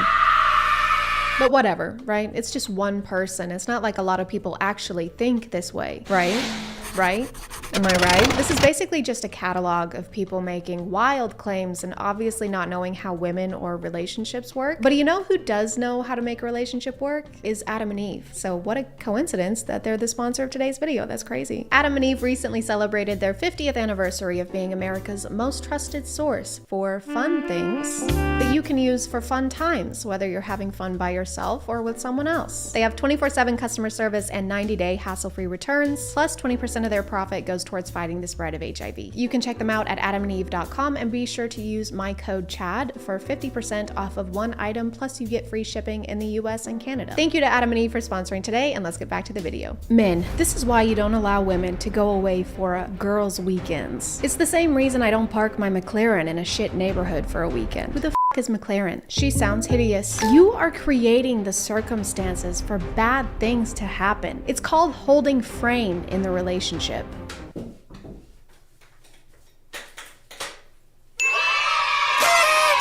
Why am I doing this? Some women will call you insecure or controlling, but it's not. It is, and we will. If she is unwilling to enter your frame and live within your boundaries, then let her go. Is frame like a metaphor for exploring each other's bodies? Are you willing to enter my frame now? Oh yeah, I'm gonna enter your frame. Hard. Okay, come on in. When she comes back, have her stuff on the front porch with the locks changed and replace her with a better woman. Only the unplugged will understand this. Unplugged like as in you don't use the internet? This is a YouTube community post. Did you type this with a rock? Powered by a spinning wheel? Dost thou wipe thine ass with straw? If you don't trust your partner to take a weekend trip and spend some time with friends without you, then don't date. Just go to therapy and buy some toilet paper. You're not yourself when you have mites in your ass. Eat this. My uncle is explaining to me, a final year genetic engineering student, that preferring a boy child is not sexist because boys carry the most important genetic components of the family line, and a girl's genetic code changes when she is married off to another family. So when a woman gets married, the second the officiant announces her wed, her genes start mutating, like that scene from Underdog. Can you imagine explaining genetics to a genetic engineering student? I don't even know what engineers do most of the time because I'm not an engineer, because I'm stupid. But I do know that if someone is an engineering student in a thing, I'm probably not going to try and explain that thing to them. If you're studying aerodynamics and tell me that that just means you know how to shoot a bow really, really well, I will believe you. For every new that enters her, she ages 6 months more, meaning the more dicks that enter her, the more older she gets. That explains why some females in their early 20s don't even look their age. They look like they're in their late 20s to early 30s. Women in their 20s? Women in their late 20s? There's no way that this person actually exists with these thoughts in their head. This sounds like something that people would have said during the Salem witch trials. For every new dick that doth enter a woman, she gains a new evil power. Jedediah, is this because I called you short? She must face trial again. I will now light you on fire. If you catch flame, you're guilty. What if I don't catch flame? Then that is an evil power and you're guilty. That seems fair. I'm educating women right now about NFTs, and I'm hearing these women say, my brain haven't worked like this in weeks, months, and years. A natural, genuine smile came across my face. I'm thankful. Did they all clap after that? A natural, genuine smile came across my face. Why? They just told you that their brain hasn't worked in years. You need to call them an ambulance. He says women plural, so was this like a conference where he did this? Like a congregation of women? Has your brain not worked for weeks, months, or even years because you're just a silly woman? Come to my invite-only conference, NFTs for Dummies. I mean women. We take the woe out of woman. It's not ridiculous. Women are meant to be mothers naturally. It's a nature thing. Animals reproduce always, unless humans intervene. Do you never hear a cat say, no, not me, I'm going to be a mouse chaser? Can't have kittens. Animals also eat their own shit, though. Unless you're living in a lean-to in sub-zero temperatures with pine needle flip-flops, I don't think it's a nature thing really applies. If a woman has a perfectly healthy vagina, she will need and desire to be a mother at one point in her life unless she has been brainwashed to think and feel otherwise. Me. So in this analogy, when the cat says that she doesn't want to have kittens, she wants to chase mice, that's a bad thing. So do you think that only male cats should chase mice? In your ideal world, the male cat wakes up at the crack of dawn, grabs his briefcase, kisses the wife goodbye. She stays home and gives birth to a new litter every day with her perfectly healthy vagina. So basically you think the world should function like if the Cats musical met The Handmaid's Tale. 4'11 to 5'3. 5'4 to 5'8. Spoiled brat. 5'9 to 5'11. 6 foot and up, a man. What height can we be then? You just listed like all the heights. If you're a woman, you're not allowed to have a height. No measuring your length in any way. It's best actually if your height is 0. Just don't exist. Problem solved. If a woman dumps you, there's only one thing that you can do.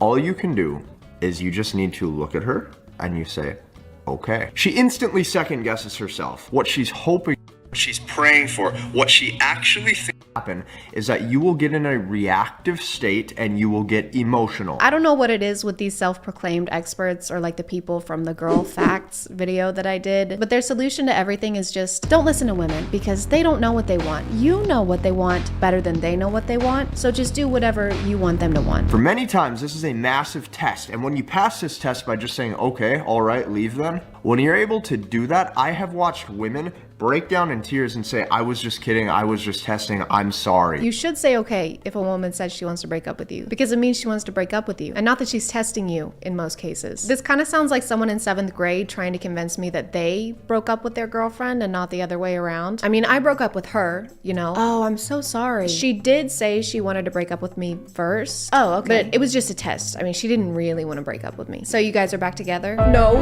When you're able to just look a woman dead in the eyes and you just say the words okay, this shows massive strength. This shows massive strength. It's just saying okay, because not a lot of people can actually say that. It's a rare thing. Someone help! There's a massive monster about to crush the Empire State Building again. Okay. Oh, thank God. You saved us again, okay, man. Okay. No woman has ever broken up with you. Okay. I love you. I love you. You are a I love you. I love you. I love you. Bitch. Theory confirmed. No matter how many times you say I love you to a woman, she will always see the bad things. Wow, this is incredibly profound. I like how they say theory confirmed, like they had developed a hypothesis before they started this conversation. Or was this a cover-up, like she made them mad and this was supposed to be a discreet way of getting back at her? I love you? Oh, you're the love of my life? You complete me? I fucking hate you, and I want to spend eternity by your side. Excuse me? See, this is why I never say nice things to you. There's a lot of science jargon here, which is strange because most of these people seem like they've never cracked a book. I think it's because they don't have any personal experience with these things, so they try to convince everyone they know what they're talking about by using really complicated words. So as opposed to saying something like women are sluts, they plug it into thesaurus.com. Not to pontificate, but the female gender and their promiscuous habits are irregardlessly taking away from their pulchritudinous appeal. This ubiquitous cacophony must be supercalifragilisticexpialidocious. Men, women are always evaluating your masculinity like a radar sending waves. They are observing you, even from a distance, as to what kind of man you are. Play along to your advantage. This one's actually true. Women are all beluga whales and use echolocation to find mates. This one's masculinity is mid. This guy calls himself a nice guy. This one sucks at chasing mice. Women, blue hair does not make you attractive or give you attention in any positive way. Natural hair is the way to go. Sincerely, all men. Exactly. I've no idea how a woman thinks a rainbow hair color is attractive to men. Example, a previously very sexy 20-something woman I know spent a few $100 in a high-end salon to look like this, thinking it was hot. Many women don't understand male sexual attraction. I don't know why so many people in this thread are against dyed hair. There's another one here. Not all women are attracted to men, and not every choice is made with the sole purpose of attracting men. Even if it was, I don't think that women with colored hair would date someone who tells them it's unattractive. That's usually not a good sign of compatibility. It's like they think women wake up in the mornings and our first thought is, how can I attract as many men as possible today? Today I woke up and went for a stroll in the forest. No husband will want a wife who wastes time on things like social media and education. I took a shower and got ready for my studies in child rearing and bread kneading. No makeup, of course, except for concealer, foundation, setting powder, neutral eyeshadow, blush, lip tint, mascara, and setting spray. Natural beauty only. Then I read for a short time and waited for my future husband to find me. Didst thou say short? Oh no, I said I read. She must face trial. What the f? I'm gonna call it there, guys. Thank you for subscribing, and if you are still here, thank you so much for watching. I appreciate you clicking on my video out of all the videos that are on here, and I'll see you next time. Okay, bye.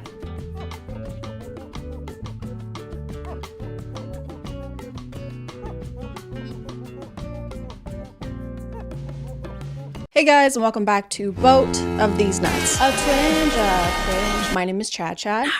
And lately, everyone on TikTok has been freaking out about a cruise ship. Can you imagine the type of drama that's gonna happen on that boat? Oh my god, the Saturn Age of the Seas is being hit by a storm. They're not letting us out on deck. I made an ultimate world cruise bingo card. I hate it here.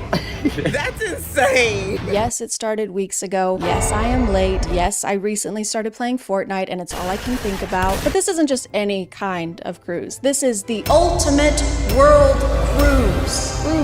Cruise. screwed. And you might be thinking, well, why is everyone talking about this? It's just a boat, right? People go on boats all the time and nothing has ever gone wrong with that historically. However, this cruise has been causing some buzz because it lasts for 9 months, almost a whole year, which kind of makes it less of a vacation and more of an expedition. What are we gonna do today? Relax. And what are we gonna do next month? Relax. And what are we gonna do next year? Relax. Still. Most people are lucky to get even a week of vacation, so 9 whole months is a pretty big deal. And you know what they say, you can never get too much of a good thing, especially when the good thing is living in confined spaces for long periods of time. Our bathroom is really tiny, but we make it work. So we're gonna be in this cabin for 9 months, so obviously we had to spruce it up so we won't looking at the plain walls all the time. My parents would wash and reuse Ziploc bags, so I've obviously never been on a cruise. So when I started watching videos about this one, I realized that these things are bonkers. I had no idea that these things are basically floating versions of Las Vegas. They have these huge ceilings and casinos, glass chandeliers and slot machines. Sometimes they even have shopping malls. These boats would have Danny Ocean foaming at the mouth. Well, actually, he's dead, so he's probably foaming all over. And because I got so deep into the 9-month cruise lore, TikTok just thinks I want to go on a cruise now and keeps showing me videos of other cruise ships. They have go-kart tracks and a water park. When did these get so intense? They aren't even boat-shaped anymore. This looks like you could use it to dehydrate meat. This is not at all what I pictured cruises being like. Whenever people talked about them, I just assumed it was like the sea version of camping. Like being away at sea is just not something we have to do anymore. I don't think people in the 1600s would have opted for that if they knew about Delta Airlines. Dearest children, it's day 197 of our vacation. Yesterday, we lost only 5 to scurvy. Things are finally looking up. There's a witch on board spouting about how we need fruits or whatever. Says we need more vitamin C, but we have quite enough C. Thank you very much. Anyway, we fed her to the sharks. Missy Lots, but someone worth going overboard for, is today's sponsor. This video is sponsored by Love 'n Pies. Love 'n Pies is a free-to-download puzzle game that I've been addicted to for several months now. I don't know how many hours I've put in, but at this point, I probably don't want to know. In Love 'n Pies, you play as Amelia, who just moved back to her hometown to take over her mom's baking business, which is already not doing great thanks to our competitor, Edwina, who owns a stinky bakery that's not as good as ours. And as if that's not enough, someone sets our bakery on fire and our mom goes missing. There's so many questions we have to find the answers to, like who did it? Where is our mom? More importantly, where is her cat? Where is this cute little guy? You progress through the story by solving puzzles and baking yummy treats while getting to know your neighbors, aka potential suspects. I'm just kidding, most of them are nice. Or are they? The game is even fun to just look at. There's high quality graphics and everything is pretty and cute. You get to choose how to decorate your bakery from a few different styles. The gameplay is easy enough to pick up quickly, but engaging enough to make it hard to put back down, which is fine. You deserve a little you time. Or a lot of you time. If you want to check it out, you can click the link in the description or scan the QR code here on screen to download Love 'n Pies now. Thanks to Love 'n Pies for sponsoring, and let's get back to the video. On top of it being 9 months long, people were also shocked to find out how much the Ultimate World Cruise was charging its passengers. That is 274 nights where you see 11 world wonders and you get to visit over 60 countries. The cheapest package for the whole 9 months is around $60,000, and I'm pretty sure this is the room you get at that price point. Come on in. And obviously, as an interior cabin, you know, we had to bring the outside in, so we did that with some help from IKEA. Shout out to their plant walls. So for the cheapest package, you're essentially paying $6,666 per month, which is the number of a beast and a beast of a number. I'm sure a lot of things like food and activities are included in this, but this room is tiny. It has no windows. If I want to spend $7K to sleep on a bunk bed, I can just go back to college. If you move up a tier, the junior suite start at $117,000, but if you want guaranteed windows, you can get the royal package for $760,000. That's it. This package includes top-notch living spaces, unparalleled accommodations, and complimentary services like getting to board the life rafts before the stinky poor people. For legal reasons, this is a joke and not a service offered by the Ultimate World Cruise. I'm sure they treat every passenger equally and would never sue a YouTuber. A lot of the ship's passengers started posting videos to kind of document their journey, including ship tours. The Centrum is also just the main meeting area for any big party that the ship is having. So, and a few other things on Deck 5 is Next Cruise, which is where you can book your next cruise. They even have a place dedicated to where you can book your next cruise in case you're still feeling a little too financially stable. Because if there's one thing I love to do on vacation, it's pay for a whole nother vacation. The passengers passengers have also been posting videos to give us an idea of what the food is like. That was like American night, so look what my husband had. That burger looks so good. The ship has a buffet that's included in everyone's package, and if you want some variety, there are restaurants you can eat at for extra money. But if you have the royal package, you get to eat the freshest members of the basic package. For legal reasons, this is a joke and not a service offered by the Ultimate World Cruise. I'm sure they eat every passenger equally. The cruise only left Miami on December 10th, but some people already seem kind of over it. Here we are at day 46, 47, 48, whatever we're at, and yeah, I finally got sick of the food about 2 weeks ago, and I'm eating a whole lot less. They've been hitting so many storms that it's affecting how much they can port and actually travel on land. It also means that there's a lot of seasickness. As we head through the Drake Passage, the winds are high and the ship is rocking. Seasick bags are at every stairwell and elevator at the ready. And I was gonna say that a vacation where everyone's throwing up doesn't sound great, but they did start in Miami and it's pretty customary there. The storms have gotten bad enough that they've caused flooding inside the ship. Things got a little tense. Elevators shut down.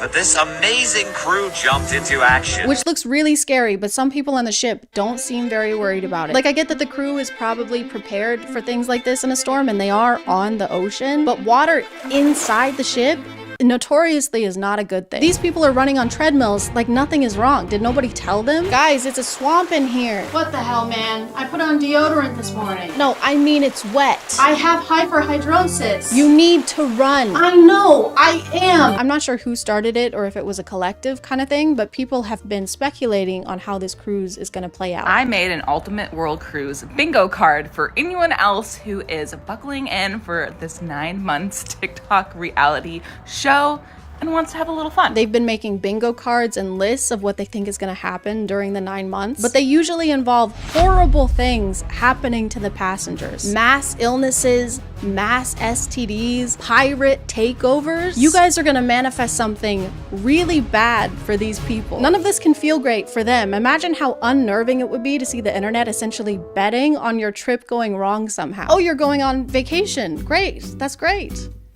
I sure hope nothing bad happens. I sure hope you don't get chlamydia. Eventually, the cruise was being termed a reality show, with the lens, I guess, being the passengers' TikTok videos. Several of them are influencers, and whenever TikTok finds one of their videos, a lot of the comments will say things like, "New character unlocked," or "I love finding a new character." And I think it's funny to act like these normal, real people are like playable characters in Super Smash Bros. Dark Samus versus Natalie from Rhode Island. Fight! I know people are just curious to know what's going on such a big ship with so many people, but to me it feels weird to act like they're reality TV stars or on some kind of show. Like, some of these bingo cards aren't predicting light things like someone getting a sunburn. They're predicting things like a murder mystery. I know this is a game, but the game is not Clue. And a brawl? This is a cruise ship. A lot of the passengers are like over 60 years old. What are they gonna brawl about? Gas prices? This one just says iceberg. Are y'all okay? Here's just some more examples of a bingo card. Heart attack or stroke. Fire. Port kidnapping. Man overboard. Parasites. Flesh-eating bacteria. Alcohol poisoning. Rats or mice. Overdose. Do you want these things to happen? I'm not a very spiritual person, but I genuinely feel the need to make a positive bingo card to try and cancel out the energy they've been sending their way. So I went ahead and made my own. I predict there will be a kidnapping of our hearts. Fire. Outfits. Slay queen. A viral outbreak of spontaneous dancing and song. Why is this thing flaccid? Stay erect, please. Flesh-eating bacteria, but the only flesh they eat is hangnails and like dandruff, so it's really, really helpful actually. Overdose. Jesus Christ. Overdose on joy and happiness. Send this to 10 of your friends or your phone will break and your mom will turn into Skimpy Toilet. Anyway, I hope everyone has fun and enjoys their trip. I hope everyone makes it home safely. I hope no one wins the bingo game. Any bingo game, not just this one. I am gonna go record myself playing Fortnite because then it's like I'm working, technically.